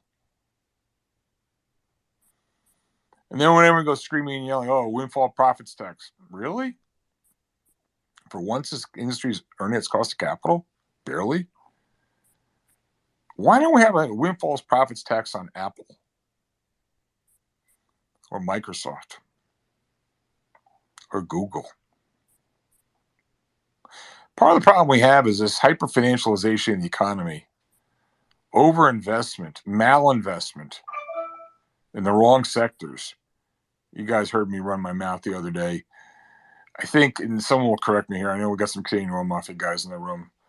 I think total U.S. energy capex was, I don't know, it was like 60 billion or 110 billion, some number like that. I'm not interested in precision, it's accuracy, order of magnitude. Total U.S. capex, industry cap, oil capex was like, I don't know, 60 billion, 100 billion. Let's call it 80 billion for a midpoint number. That compares with last year in Tesla call options alone. There were trillions of dollars spent on Tesla call options. Does that make sense to anybody in this room? But number go up, bro. Elon's cool. He's tweeting. He's saving the world. We've just completely screwed up our economy, our financial markets. And that's why I actually think this bear market is a good thing. It's a good thing. It's good that Tiger's going to go out of business. It's good that Kathy's going to crash for even further. This has to stop. We've been investing in all the wrong places. We need to invest in real things, productive assets that generate cash flow, infrastructure. Maybe do some onshoring in industries where you don't have to depend on the Chinese so much. Education. So it doesn't matter what I think or anybody in this room thinks. Mr. Market's taking care of this. He'll fix it. He is fixing it. We're going to look back on this period 20 years from now, and Kathy Wood's going to be delegated to the dustbin of history. She's the modern day version of Kevin Landis, Garrett Von Wagoner, Alberto Villar, Ryan Jacob. Nothing new under the sun. The names and the players change, but same old game. Chase Coleman may go down in history as a person who lost the most money for the most people. Hard to believe, but my, how the mighty have fallen. This sort of D1 Chase Coleman Viking cabal, these are some of the greediest, most reckless, irresponsible investors in history. These guys run rings around the Shinjin Rui. Newman's not in the room, but that's a Japanese word for, I forget what it means. It's referring to the wild speculator class in Japan in real estate in the late 80s. The Shinjin Rui that would hang out in Roppongi in the bars. Those guys are pikers compared to Tiger. I hope Chase Coleman goes out of business. I hope D1 goes out of business. Not because of any Schadenfreude, and I wish bad things for them. But that's part of the healing process. This has to stop. If you're CalPERS, and if you invested, I don't know, $400 billion in Tiger Global, whatever the number is, and they invested more money in some of the other funds, so all in, someone told me they put in $1 billion, I don't know, whatever the number, it doesn't matter. And you lose 80%, I kind of suspect you're not going to do that again. So I think you're looking at this type of Kathy behavior, Chase Coleman behavior. This is going to go the same way as the Japanese warrant business of the late 80s in Japan. People decades from now are going to look back on this and say, what were they thinking? How could they have done that? The same way we laugh at, Beanie Babies or Dutch tulip bull mania or the South Sea bubble. And this really gets to the concept of time. I got to put money to work. No, you don't.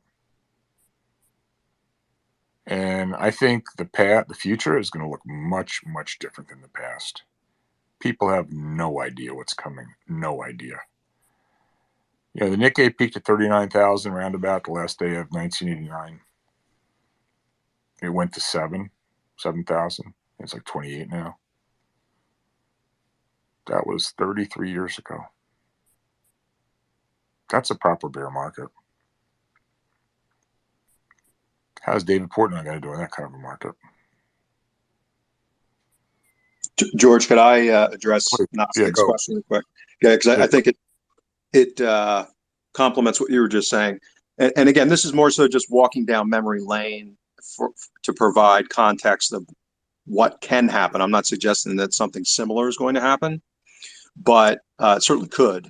As you know, history echoes and kind of rhymes at times. But so if you just go back to the 98 to 2002 period, 4 years, to your point, time, you had kind of the global internals of the market go into a bear market starting in 98.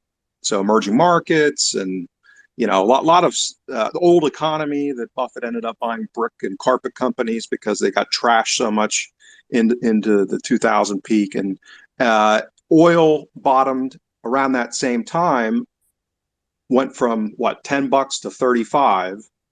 And then during the recession of 2001, which was, I think the NBER dated it from March until November or December of 01, oil got cut in half during the recession.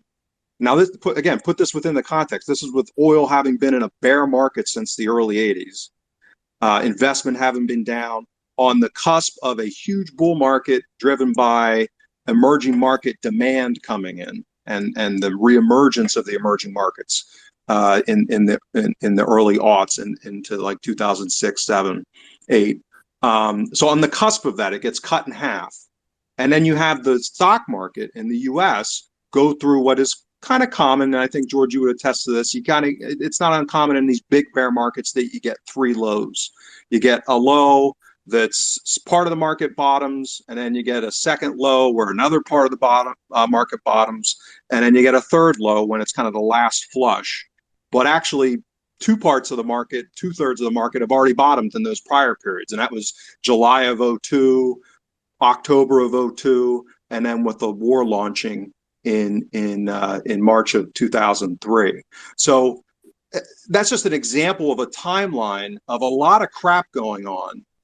Part of it involving the end of a mania in 99 and 2000, but the story of the bear market really began in 98. So these things can be quite complicated and protracted. So as what to buy and when, you know, there will be things that will bottom at certain waves in this. But to your point, George, I mean, we're in the everything bubble coming into this. So I think the natural inclination is to kind of shoot your load too fast. But, you know, even those areas that bottom first are going to get retested, like crude bottomed in 98. You could have bought it in 2001 and it wasn't that much higher than the lows. And the stocks certainly weren't discounting it, and the stocks were, you know, quite a bit down. Right. So, Kefa, brilliant insight. Let me ask you this. So even though you may be optimistic on the longer term outlook for energy, you may or may not be. Are you suggesting that in the short run you'd be a bit concerned given the economic energy, given the economic slowdown that we're looking at? Yeah, I think it's what I've been telling people is have your list, bank some profits, and get off leverage. That's been my story all year. Get off leverage. You know, some of these people, particularly young guys in their 20s that are making, you saw it in Bitcoin and all these other areas, the Robin Hood crowd, people that have made a huge amount of money in these kind of speculative environments. And, you know, I would say on the margin, energy's gotten a little speculative in the last couple of months. Just don't be messing around with leverage and bank some of that money, have cash, so that you can take advantage of volatility. If we do get a dump where oil gets, you know, cut by 25 or 50%, and, you know, some of these stocks get obliterated, that you use that to your advantage 100%. rather than getting 100%. deleveraged and wiped out and then missing the whole bull market. 100% KFAB. You got that? Get off leverage. Total 100%. 100%. And I'm just worried. So three aces, I want to come to you now. So I'm just worried that given that the authorities, they've got the oil price in their sights, like that is really the mother lode of where the inflation problems comes from. And given that the paper market for oil is like 40x the physical market for oil. Now, it is true that the next speculative position, last I looked, is not particularly large. However, with the paper market much bigger than the physical market, and the authorities desperately want to get the oil price down, and I think what Biden's supposed to go to Saudi or whatever sometime soon, the aces, you know as well as I do, I mean, whether they're manipulating the gold market or this or that, they often have their ways of causing prices to, move one way or the other. They can distort the market, at least in the short run. Long term, they can't. But given how overbought, quote unquote, I hate that, shouldn't use that word. Given how much oil's gone up lately, and there may be some lazy money, lazy longs in this space because people have been hiding in it. That, aces, we had someone in the room the other day, can't remember who it was. It's all running together. Was making it was Nikoski. Okay. That, Nikoski, get up here. When something gets too extended of 30% of the 200-day, it's always prudent to take something off the table, and you can be looking at a correction. So given how extended it is, aces, and how the financial market for oil is so much bigger than the physical market, and you've got an incentive for the policymakers to try to get the oil price down, and you've got Biden going over to Saudi the next few weeks, and there's probably a bunch of things I left out. It just strikes me in the next month or two, I'm not saying year or two, month or two, that the risk reward. Oh, here he is. Nikoski's here. Hey. Once aces, you go. Yeah, hold on, Dave. I want Nikoski. Yep. I want aces. To go for it. It just strikes me that, well, it could go up, it could go down, but it's too much of a jump ball for me, and that I'm not predicting it's going to necessarily, but I certainly wouldn't want to own it here. And like Guy Cerundolo was saying earlier, if he was going to a new client for the first time, he was saying he thought you get a better entry point. So three aces, and you know what happens? People don't want to sell because they're greedy, and then once the price breaks, and it's panic, get me out, yada yada yada. So aces, how do you think about the oil? I mean, what part of what I'm saying you agree with, disagreeing with? What does energy look like to you, aces? Yeah, so for me, I'm a big picture guy. If I get the big picture right, I can make every mistake under the sun. If you bought the shittiest social media company in the past 10 years up until recently, you made nothing but money. If you bought the best managed coal company, back until Obama, you got wiped out, right? So getting the big picture right for me is everything. For one, you've got a very strong dollar, which should be hurting both gold and oil, all commodities, right? So that's, so in doing so, George, I'm looking at the totality of the weight of all the evidence, like not one thing in particular, right? So for one, this is not a favorable environment dollar-wise for commodities, okay? For one. For two, we had the everything bubble, okay? And where commodities were left for dead for a decade, and nobody cared about them, all of a sudden at the end of the business cycle, commodities are the last to fall, and they stand out. In came the everything bubble, and you saw what happened in the LME and Paul Singer, Elliott Associates, right? They shoved it up these are tiny little markets, like you talk about paper to physical. So, we had the everything bubble come after these things, right? We're headed into a recession. It's like, I go on Spaces and there are 7 conference calls a day from, a bunch of people all pumping, oil. The maxis are all over the thing. I personally, and then if I look at Dr. Anas's work, Dr. Anas is saying, yes, supplies are down, drilling's down, but demand adjusted supplies and inventories are in a 30-year range, which could be one of the reasons why the oil companies aren't rushing out to go drill. Not every oil permit's on federal land. There's lots and lots of oil on private land that the federal government has nothing to do with in terms of restricting drilling. So, when I weigh all of that stuff up, and then again, you've got Ukraine and so on and so forth, and USG and things like that. It's not, entirely one-sided. There's a scale there and a balance. When I weigh all that stuff up, for me, I say to myself, there's much more risk to the downside in something, into the current price of things, and that was the call that I made when oil was 130. Oil went to 90. It's bounced here. I think, and then the biggest one of them all, which is one of the main reasons why I was saying that, is that we're going into an election cycle. These guys may be dumb, but they're still greedy, the politicians, right? They want to get reelected. So, we knew that there was going to be something done. We don't know what. We've seen SPR, we've seen talks about profit taxes. They're going to have to do something. So, if you weigh all of that stuff up, the oil trade, was not a guaranteed slam dunk. Now, like you say, the oil trade, I'm not going to use that word again because we should be responsible with our word, but is a very high probability terrific secular trade because of this energy policy and how they've restricted and they're going after hydrocarbons. You saw John Kerry say it the other day. They're all saying it, right? So long term, the boomerang effect of these broken political policies that have vilified oil and gas and hydrocarbons are going to come back and take these people's heads off like you read about. When that happens, and we're not there yet, we could easily see 200 plus a barrel on oil. But that's the longer term picture. In the short term, and even in the medium term, I think there's far too much that could weigh on the price of oil here, just in the course of ordinary business.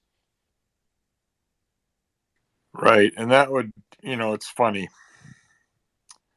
Let's just hallucinate for a second together here. Let's say you're right.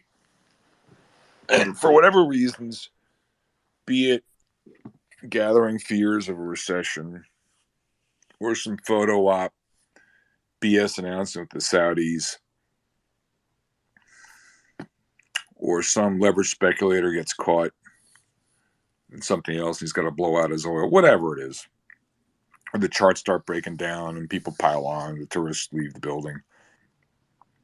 Let's just say oil goes down, goes to 100 or 95 or whatever. No big deal. Stocks are going to get crucified. The authorities love that because, again, the high energy prices is an inconvenient truth. And by the way, for everybody in the room, I'm not short energy. I'm not willing to bet on that because for me, my conviction is it's going to go a lot higher. I believe in that much more than I believe it's necessarily going to go down in the short run. So that just leaves me on the sidelines. I have no position. I'm talking my book. My book is flat.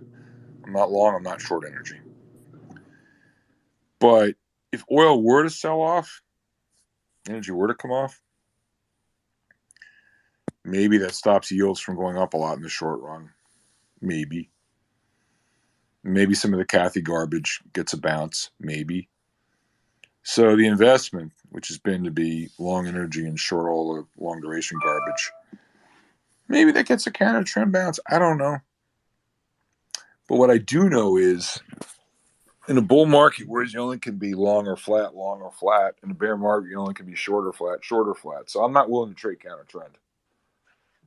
So, I've taken my energy longs off. I was a little bit early in doing it.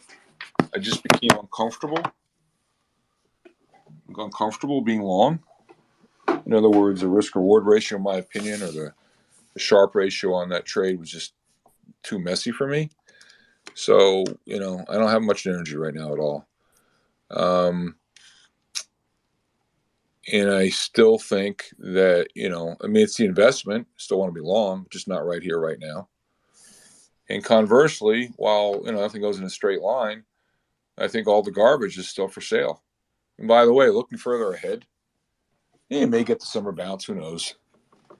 But I'll repeat what I said in the room the other day. I just find it interesting, Stan Druckenmiller, who is the greatest of all time. He is the GOAT. He even said last week in his remarks at the Sohn conference, and there's a guy who's not afraid to be short. He's a bit scared of being short because you get these rip-roaring, rip your face off counter-trend rallies. And I read that and I looked at it, I said, you know what? That's a tell. Even he's afraid to be short. So maybe that means everything's going to go straight down. And I retweeted something today, not to be an asshole, but it's funny. If you go back and you look at older tweets, and you point out a call that somebody made, you're accused of trolling. Really? I just call that holding someone accountable. Someone made a good call, give them hats off to them. I don't like to speak in self-referential terms, so it's much nicer when someone compliments me or reminds me of a good call I made. They'll surely remind me of a bad call I made. But I took the trouble to retweet out.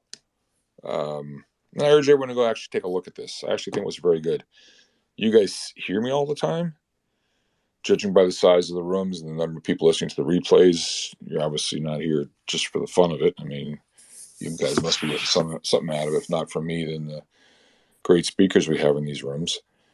But I took the trouble of retweeting a clip from my May 3rd Blockworks podcast with Jack Farley. And, it's funny. People react in the moment to things. Maybe yes, maybe no. In fact, allow me a little bit of self-aggrandizement here. I'm just going to play this. It's only a 2-minute clip. I mean, I said this. I was on my rant. I don't know what I was saying. This is May 3rd. This is like 6 weeks ago. Maybe, it was, and for those of you who didn't watch it, you should really go watch it. And I was pretty pleased with the way it came out. I did a hour-long podcast with Jack Farley. So here's just a 2-minute clip I want to play. Again, this is 6 weeks ago. So let me just play this. How does that compare? You've been in the market in a long time. You've seen a lot of cycles. Are there comparable times when during the dot-com bubble there were stocks that were even more richly valued than 100 price of sales, or is it something completely different? Jack, that's a great question. I've been through many booms and busts. I was there in 87.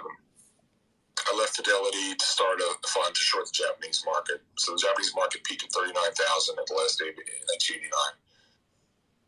Never seen that price since. I was there in 2000 with a tech wreck, NASDAQ 5000. I was there in 2008. Now, I will say, what we've seen now eclipses every other bubble that I've lived through. Just do the math. Liars figure, but figures don't lie. You can't get from here to there. It doesn't work. There's a study, I think I shared some of the materials with you, Jack, which shows, for instance, what happens when you buy stocks on 20 times revenue. This is one of the slides I showed you. The data shows that I have to credit my friends at Kalish Concepts. The average stock in history, if you pay 20 times revenues, forget about whether it underperformed the market. That stock had a 55% probability of being delisted. Delisted. Oh, but bro, the story's good. So ignore the charlatans in the mainstream media, ignore the fast-talking investment bankers. And so, how many times have we seen this in the last couple of years? And so, to answer your question, no. NASDAQ 5000 in 2000 was never this bad. Yeah, Tokyo had some crazy stuff in 1989. But for my money, this is the biggest everything bubble I've ever seen in my career. And we have seen some correction with the S&P down, let's say, 10%, and the NASDAQ closer down to 20%. And long-term bonds, as you say, have sold off tremendously. How close do you think we are to reaching a bottom? A lot of people say, once the S&P 500 sells off 20%, there's going to be another Powell pivot, just like there was in 2018. What do you say? History rhymes. It doesn't repeat itself, but it rhymes. And the investor class would have you believe that once the market's down 20%, as you said, the Powell put, they'll come to the rescue. No, not this time. As a matter of fact, I think there's a chance that this decline could shock people by just how far down it goes.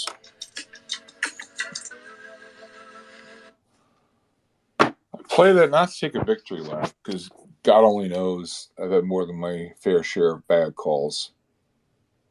And when you start feeling good about yourself, we've all done this, you start thinking you really know what you're doing. That's when you get your head cut off.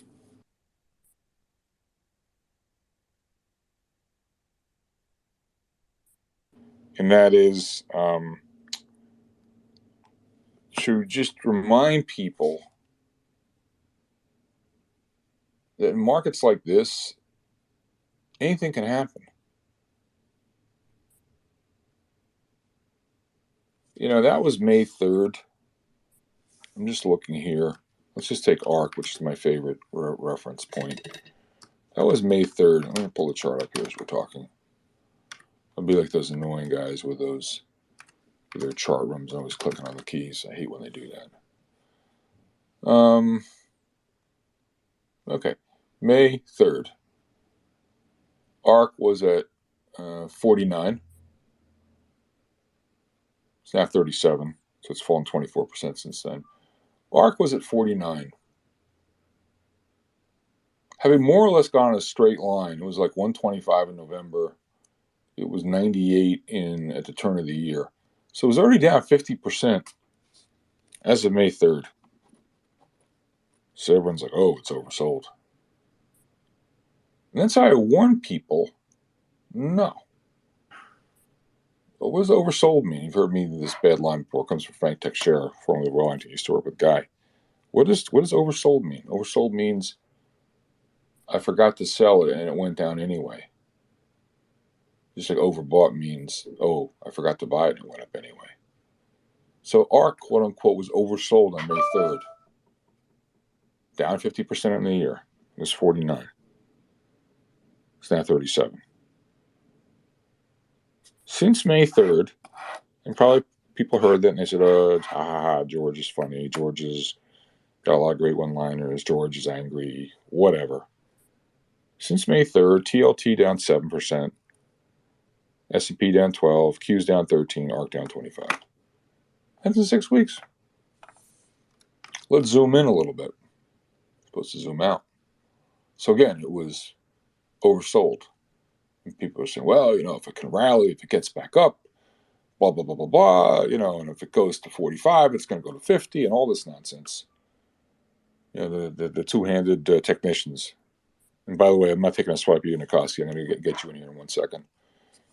And I'm just looking at the chart here, and as recently as Wednesday of last week, ARC got its head up, lifted its head up to over 48. And everyone's like, so you're saying there's a chance.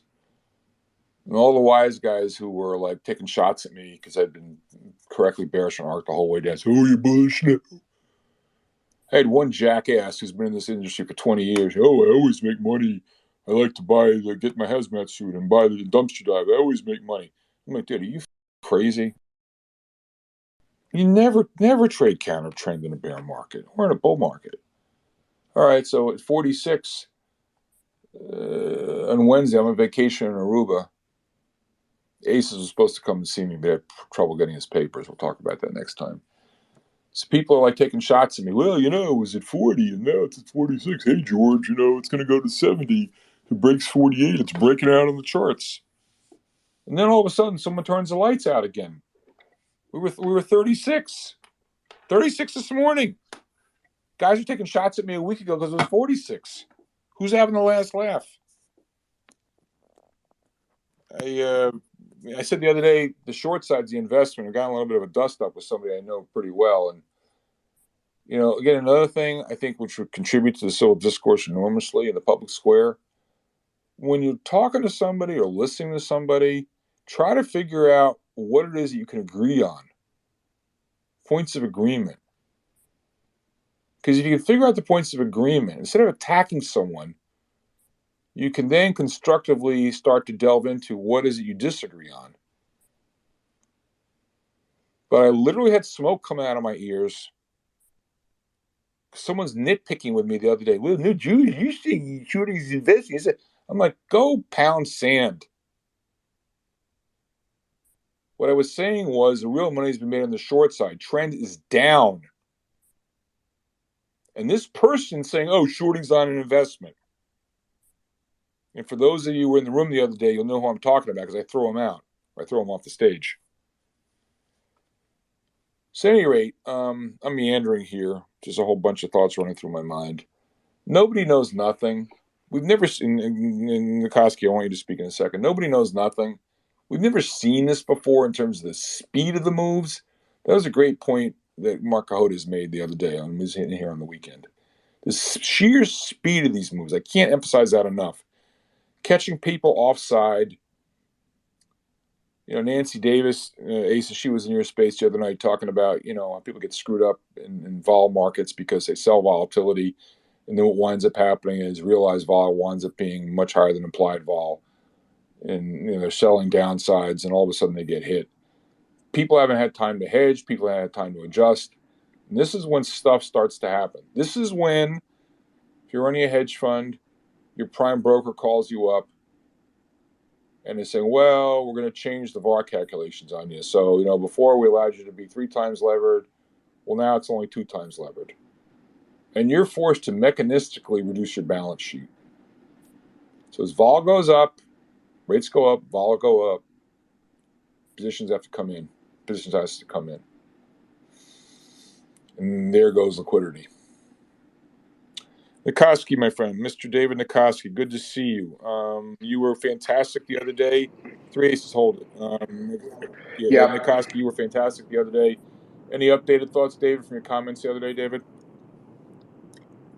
Yeah, hi. Thanks, George. And thanks for Guy Cerundolo, who I've known for years. And you mentioned Frank Texiera, who I've also known for quite a few years and while he was at Fidelity. So I appreciate it. And George, I just want to say that you do a fantastic job. Your opinion is your opinion on some things. And you know what? You're right on most of it. I would agree. So I appreciate the time that you let us come on here and at least give our thoughts and opinions. And I will agree with you on the technicals. You know, oversold can stay oversold for months and even years. I always tell my staff, you know, in a bear market, the market's like a spruce tree. You can draw support lines all you want. As you get farther out from the stump, you have to draw new lines. By the time you've drawn, you know, 9 lines and the 10th one is the bottom, no one's listening to you anymore. It just, in capitulations, everything goes down and there is no stopping until the last seller is out. There is no rhyme or reason for a level. It is going to be what it's going to be in a true bear market. You mentioned oil. I do think there's a probability that, you know, in a recession, it's multiple compression across the board. They take no survivors.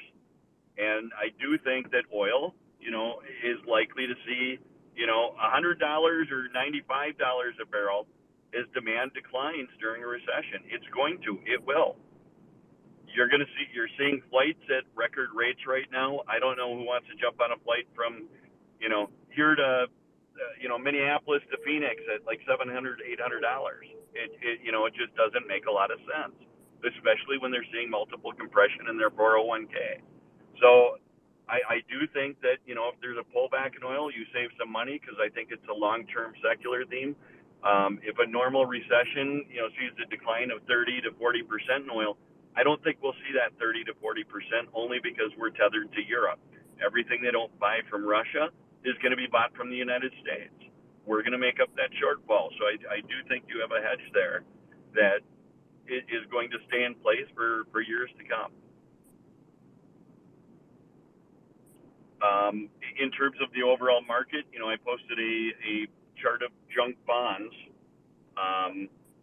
you know, versus the S&P. And junk bonds are actually outperforming. So anyone take a look at junk bond index, JNK, you'll see that it looks pretty bad. It's outperforming the market and making multi-month highs. Not suggesting buy it. What I'm saying is if I posted another chart going back 5 years, and you'll see that junk bonds always start outperforming the market when we're in a capitulation process. That can last for weeks. It can last for months. You see it in March of 2000. I should say during the COVID, you know, you had a significant decline or breakout in that relative strength, and it went on for, you know, a month and month or more.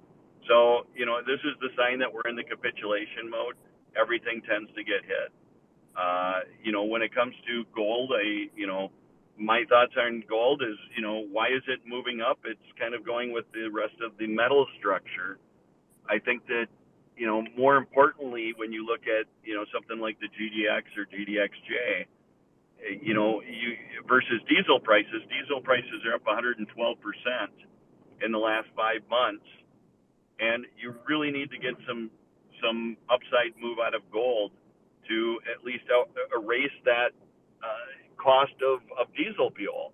And once that occurs, I think you're going to see a lot better activity in the miners if that does occur. George, you still there? I'm here. That's great, Dave. Really appreciate Okay. that. If you had to have, what are your? I mean, where do you think? Pick S&P, pick the Qs, whatever bench. Maybe it's not even an index. Maybe it's a sector thing. But what are your sort of what are your? I mean, the other day, I think we made it clear we're all sort of secular bulls in energy. I get that, okay, but like right here, right now, honestly, as a trader, and I don't have any accounts I have to answer to, like I wouldn't own anything. Yeah. I mean, in your PA, forget about yeah. in your PA. Is there anything you own right now in your PA? The only thing I own in my PA right now is Reg. Okay. And it's not doing well. I bought it much lower. Sure. But I do think that we're going to see a change in the administration when they realize that the red wave is coming. I think that they're going to enact to do more drilling and provide some leases for energy companies to bring the price down. Right. So the fact you only have one long, that kind of tells me all I need to know about your market views. Is that fair?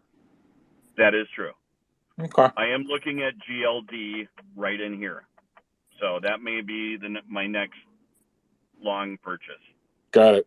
All right. So Dave, just stay right there. Aces, I interrupted you before. Aces? No, I just wanted to put a little something in the nest to just, the big maxi bobblehead shill, oil call that we hear 7 times a day on 10 different spaces is about, demand and supply and so on and so forth.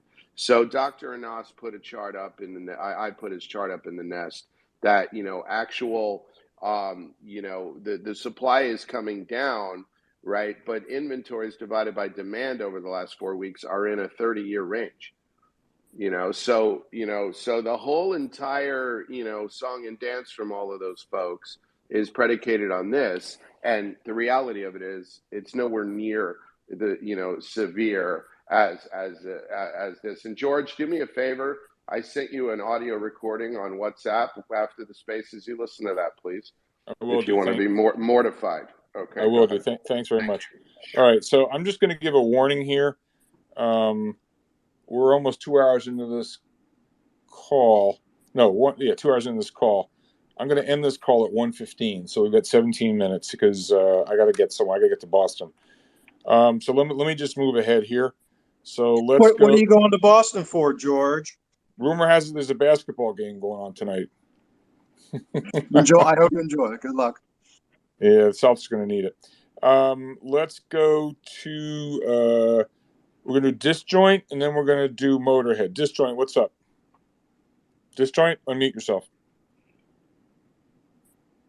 Not there. Okay, let's go. Disjoint, okay, so let's go to Jonathan, and Motorhead, and then Mark Newman. Motorhead, what's up?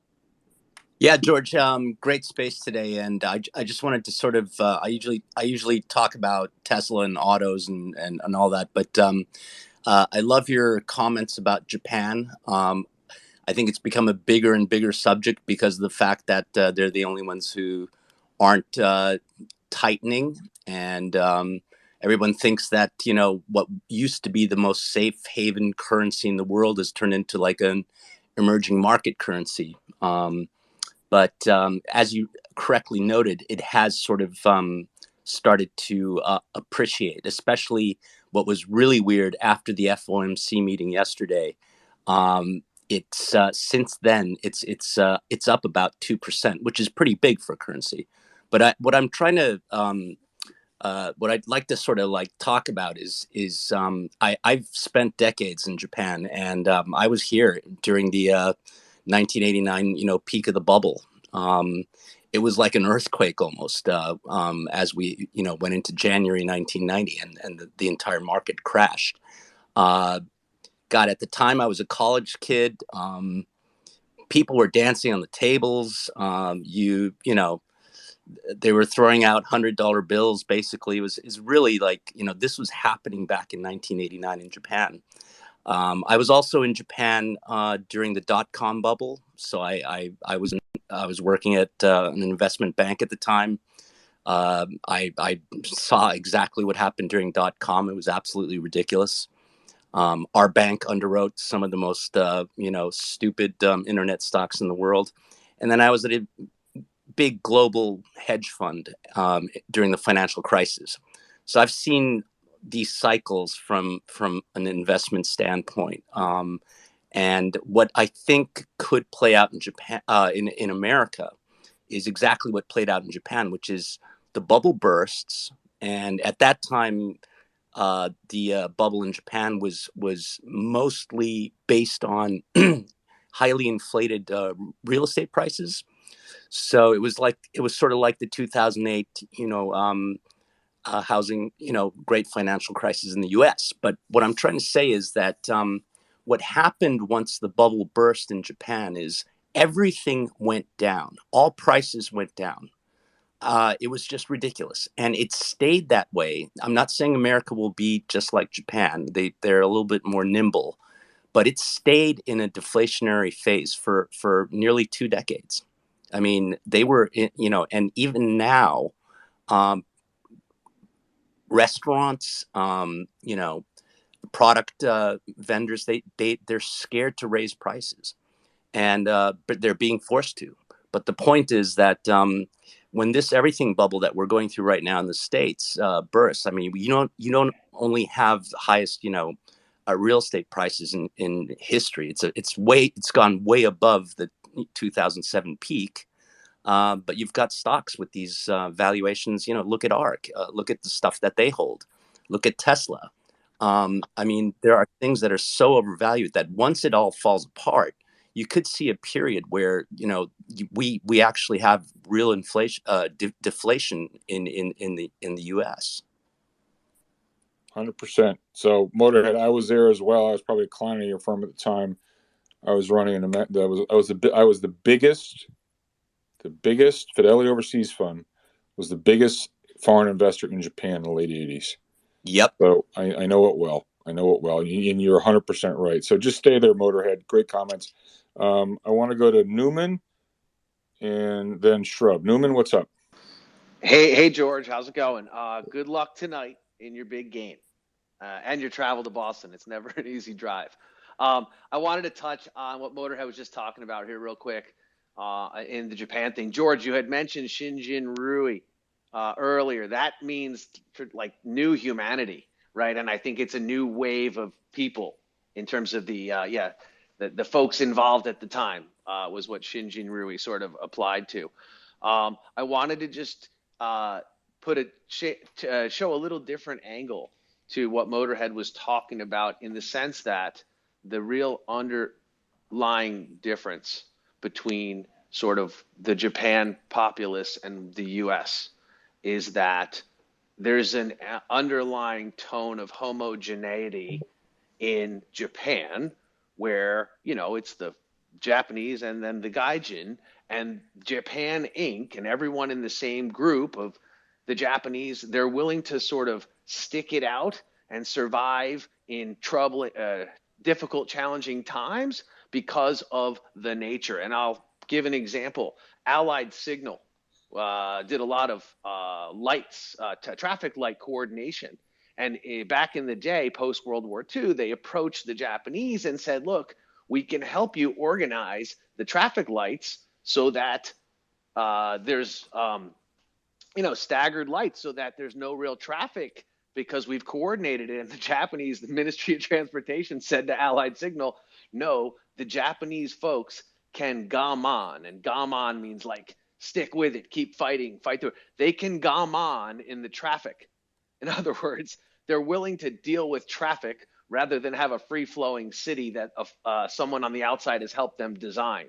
So I think there's a nature in Japan why they have sort of stuck with the constant continuous policies and the lack of any sort of real substantive progress, if you will, in the sort of deflationary environment, as to a slight difference between sort of a Japan bubble implosion. And I think, for example, here in the US, people would just get tired of it and say, enough's enough. And there's enough heterogeneity, if you will, mix in our society where people will get pissed off and they'll make an issue and they'll step up and say it. In Japan, that's not encouraged. So I think there's a slight difference in the potential, let's call it, for some unrest.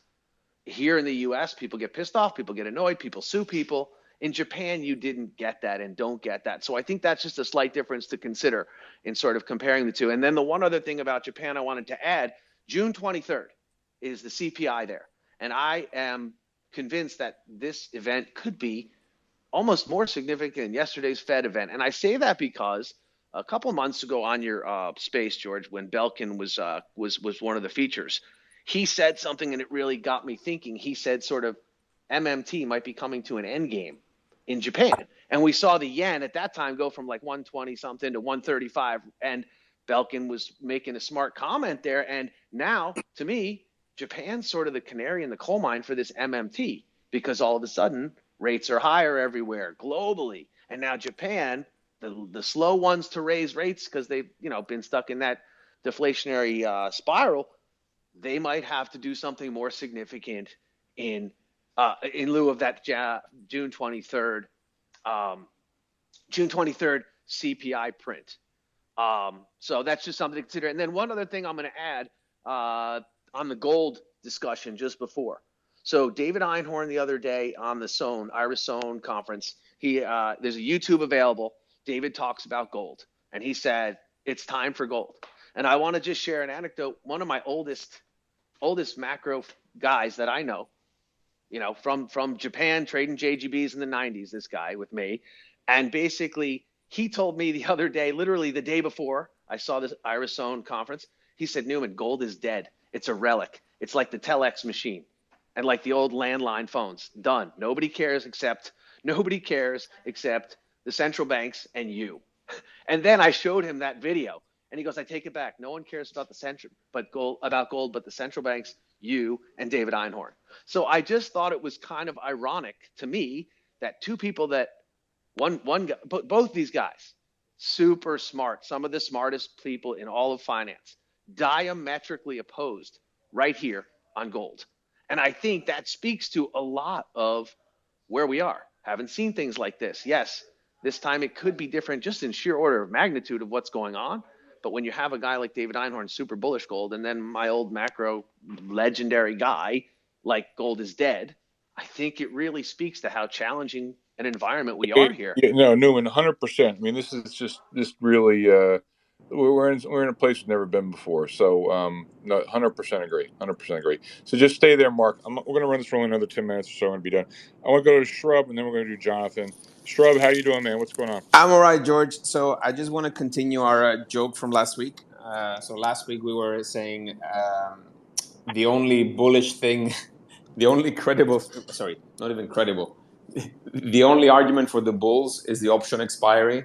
So that was last week that we were laughing, is like trying to put the reasons to be bullish, the reasons to be bearish. We gave a ton of reasons on the bearish side. On the bullish side, we said, well, you only have the expiry. So since that point, the NASDAQ is down 12% in 1 week. So all these guys, the Wall Street geniuses, calling about a gamma squeeze on the option expiry, they're down 12% on the NASDAQ in a week. Annualize that. I mean, seriously, people are just getting killed, including professionals, by just clinging to the next bullshit narrative.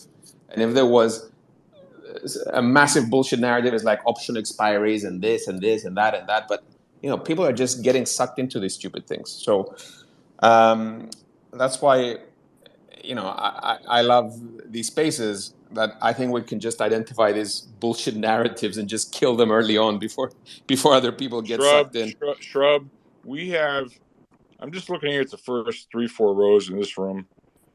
It is a privilege to be with you, Aces, Abe, KFAB, Guy Cerundolo, Newman, Nikosti, Nasa, Carpathia, Javier.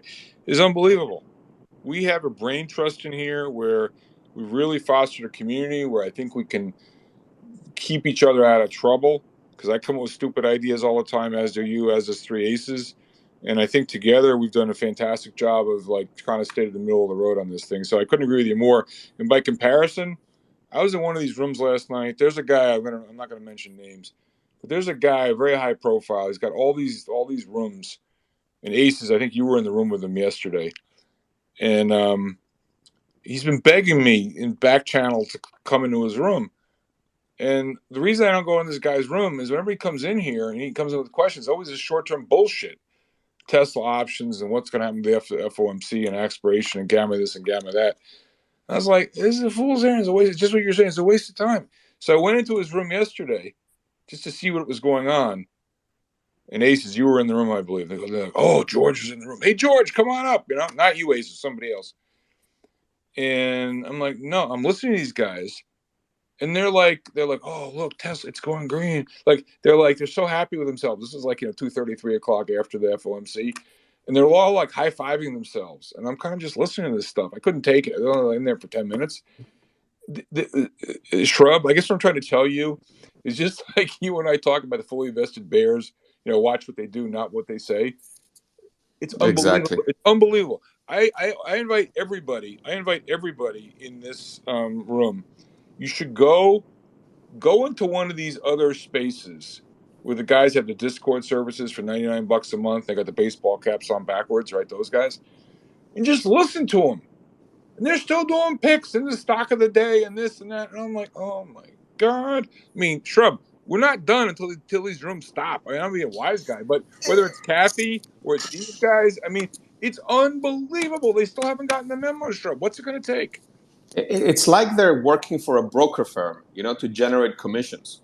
Because, Wall Street, it tries to create volatility because it wants the clients to trade. That's why they come up with these bullshit narratives. Like they tell you, next week is the option expiry, so you got to trade into it. Or, in 2 weeks, it's another thing, you got to trade into it. So what people don't understand is the Wall Street is a machine that is driven by the sell side, driven by creating volatility to get you to trade. But what it's sad is when you see actually people believing it and propagating this. I'm sure Buffett is a very bad client for the sell side, right? And he's done pretty well.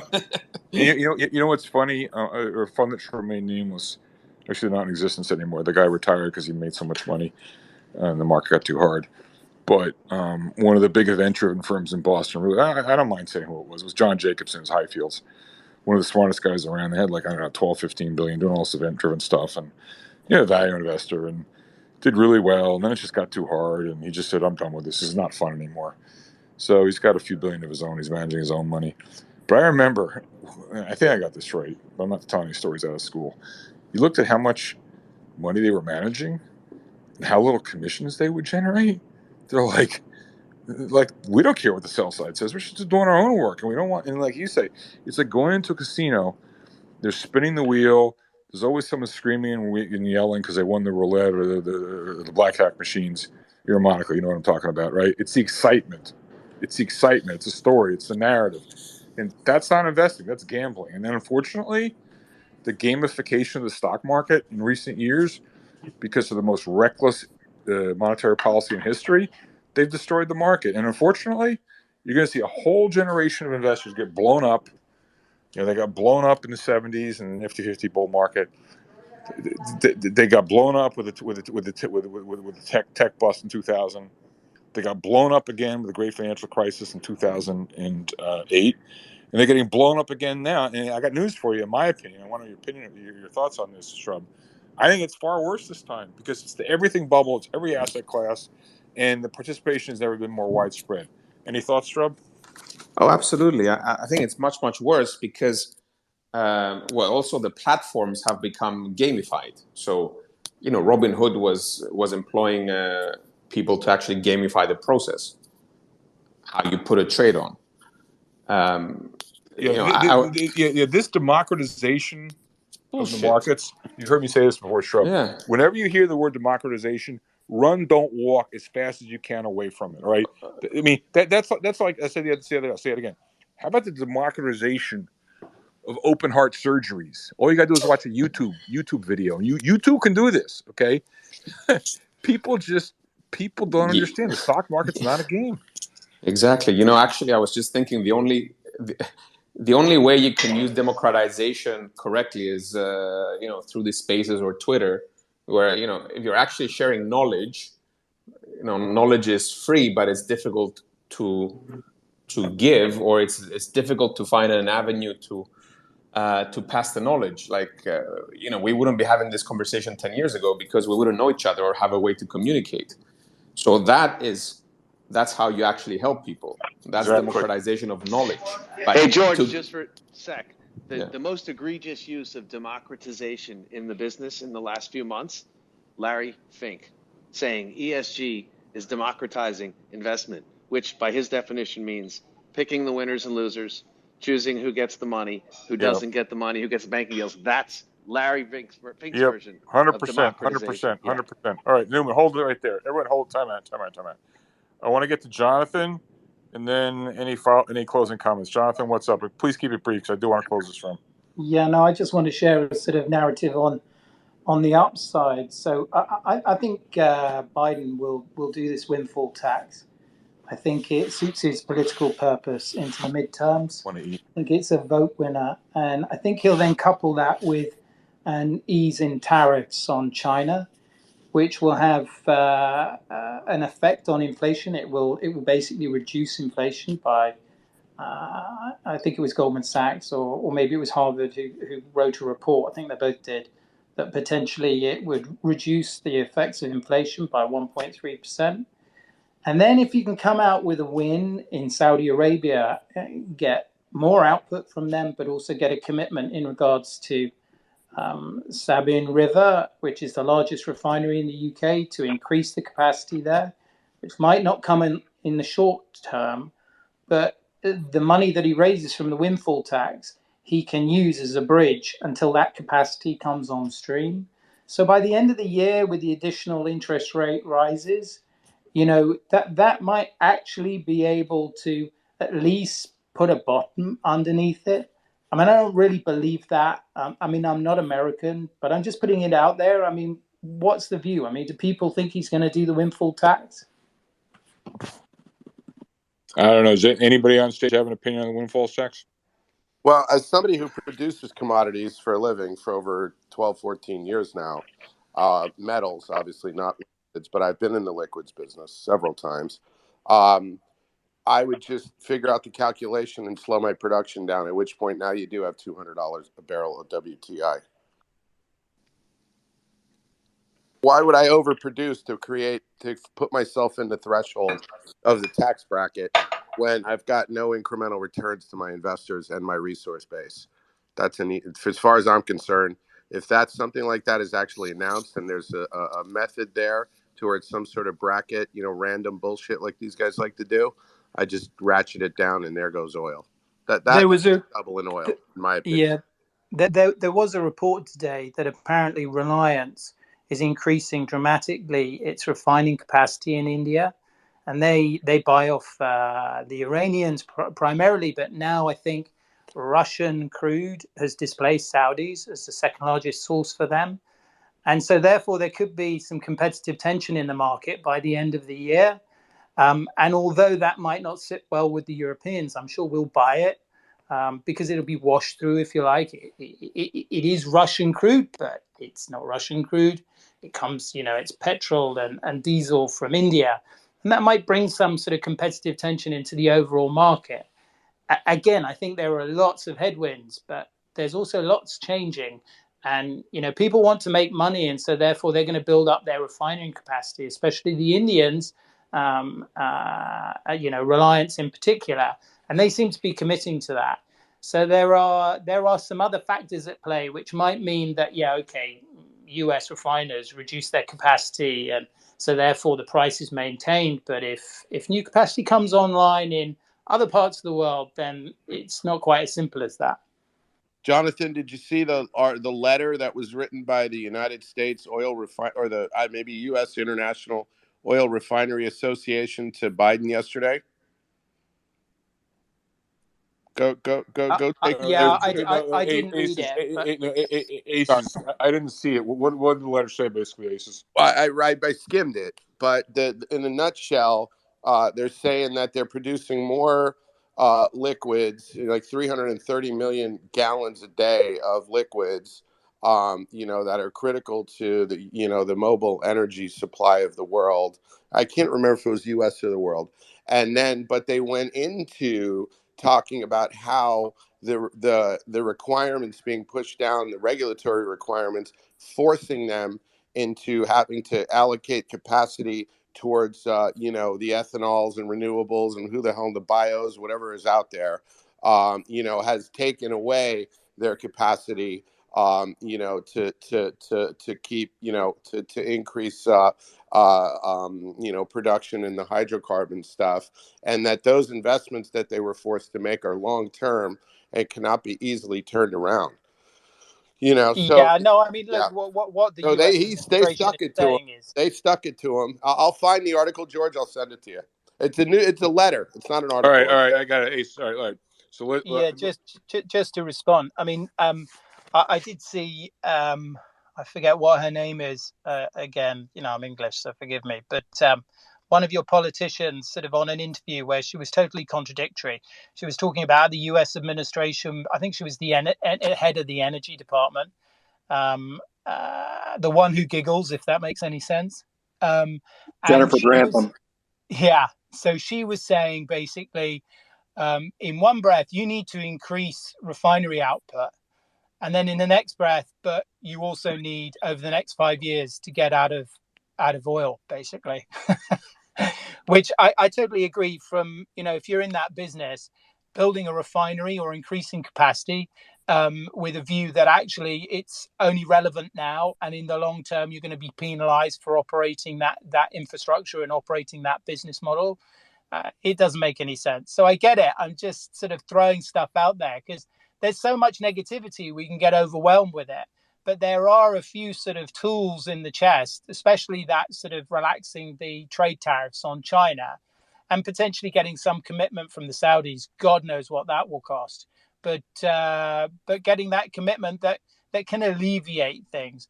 I mean, I agree with George when he talks about sort of expansionary monetary policy and, almost zero interest rates for the last decade or so. I mean, that's the real reason we're here. But yeah, I think, I mean, the windfall tax I'm very interested in because we've seen Boris Johnson. He made this announcement. It was on fossil. Sorry, it was on fossil fuel companies, and now he's broadened that windfall tax to cover all electricity generators, including renewables. Yeah, Jonathan, you're spot on. You made the point. I'm sorry to cut you off. I just want to bring the room to a close and a couple other speakers there. So really, really good points on your part. I'm sorry to cut you off, but I think you're right. There's a real chance of a windfall tax in the States. It would curry favor with the with the electorate. So it's a wonderful point. Wonderful point. All right, we're going to do two more speakers and that's it because I really want to get done with this. We're going to do Carpathia and then we're going to do real stuff. Hey, Carpathia, what's up, man? Man, I'll be real short. I'm going to embarrass KFAB, maybe. Hopefully not. Forgive me. Keep that 3-minute dissertation he went on earlier in the call about the rapidity. Yeah, Carpathia, could you speak up a little bit? You're a little bit faint. Is that better? Yeah, that's better. Go on. All right. Keep the 3-minute KFAB little lecture or whatever he did early in the call, and then compare that to Jay Powell looking into the camera yesterday and saying no sign of a slowdown anywhere. Now, of course, I got confirmation bias, but I think KFAB put it together. What's in like my book and what the guy said at the Einhorn. What's happening if some jack off in New Mexico is sitting here and I see signs of a slowdown everywhere, and the Fed doesn't. And I'm a bull on gold, as you know, George. We talked yesterday, and I look at my screen. I'm saying, KFAB's right. Something underneath the surface, it knows something. Now we don't know what it is, but it's green. And if all this comes to pass, it's going to be fast and furious. And that's been the ticket that we've seen with the crypto. I know George got to go. Thank you so much. Carpathia, I always love to hear from you. And I second what Carpathia said. KFA, I'm not going to embarrass you, but you're one of the most underrated follows on Twitter, probably because you're too busy doing other things. I urge everyone to follow KFAB, and even better, he has a Substack. I read some of the stuff you put out, KFAB, and I'm like, wow, I wish I thought of that. So, KFAB, I can't thank you enough for all your insights. Seriously, you're you're the real deal. So, speaking of the real, we're going to go to the real stuff, and he's going to close the room. So, real stuff, keep it tight, keep it brief, because I want to close this room. What's up, real stuff? 100%, 100% Biden's going to pull this, whatever it is, special tax, whatever he wants to call it. I think he's going to do it. For some reason, I watched the hearings. The heads of the oil companies all came up and said, one after another, it's a world price, it's a world market, supply, demand, blah, blah, blah, blah, blah, blah. Every member of the Democratic member on the table screamed at them, you're a gouger, called them everything but thieves. The push behind trying to control the price instead of the production is going to go, absolutely going to go. I'm betting my portfolio on it. I'm not selling shit. And I'm just hanging in here, and that's it. Real, I love that's all I got to say. No, Real, I love your comments. I wish you come in here more. We need some more of the old guard. You, Carpathia. I'm going to call him Nikoski old. Abel Base is old. Shrub's young. In any event, one last thing, stay in cash. Yep. If you're nervous, count your toes. But just John Wayne and Iwo Jima. If you're nervous, count your toes. I'll do the masterminding around here. All right. Stay in cash. Hey, Real. Appreciate it.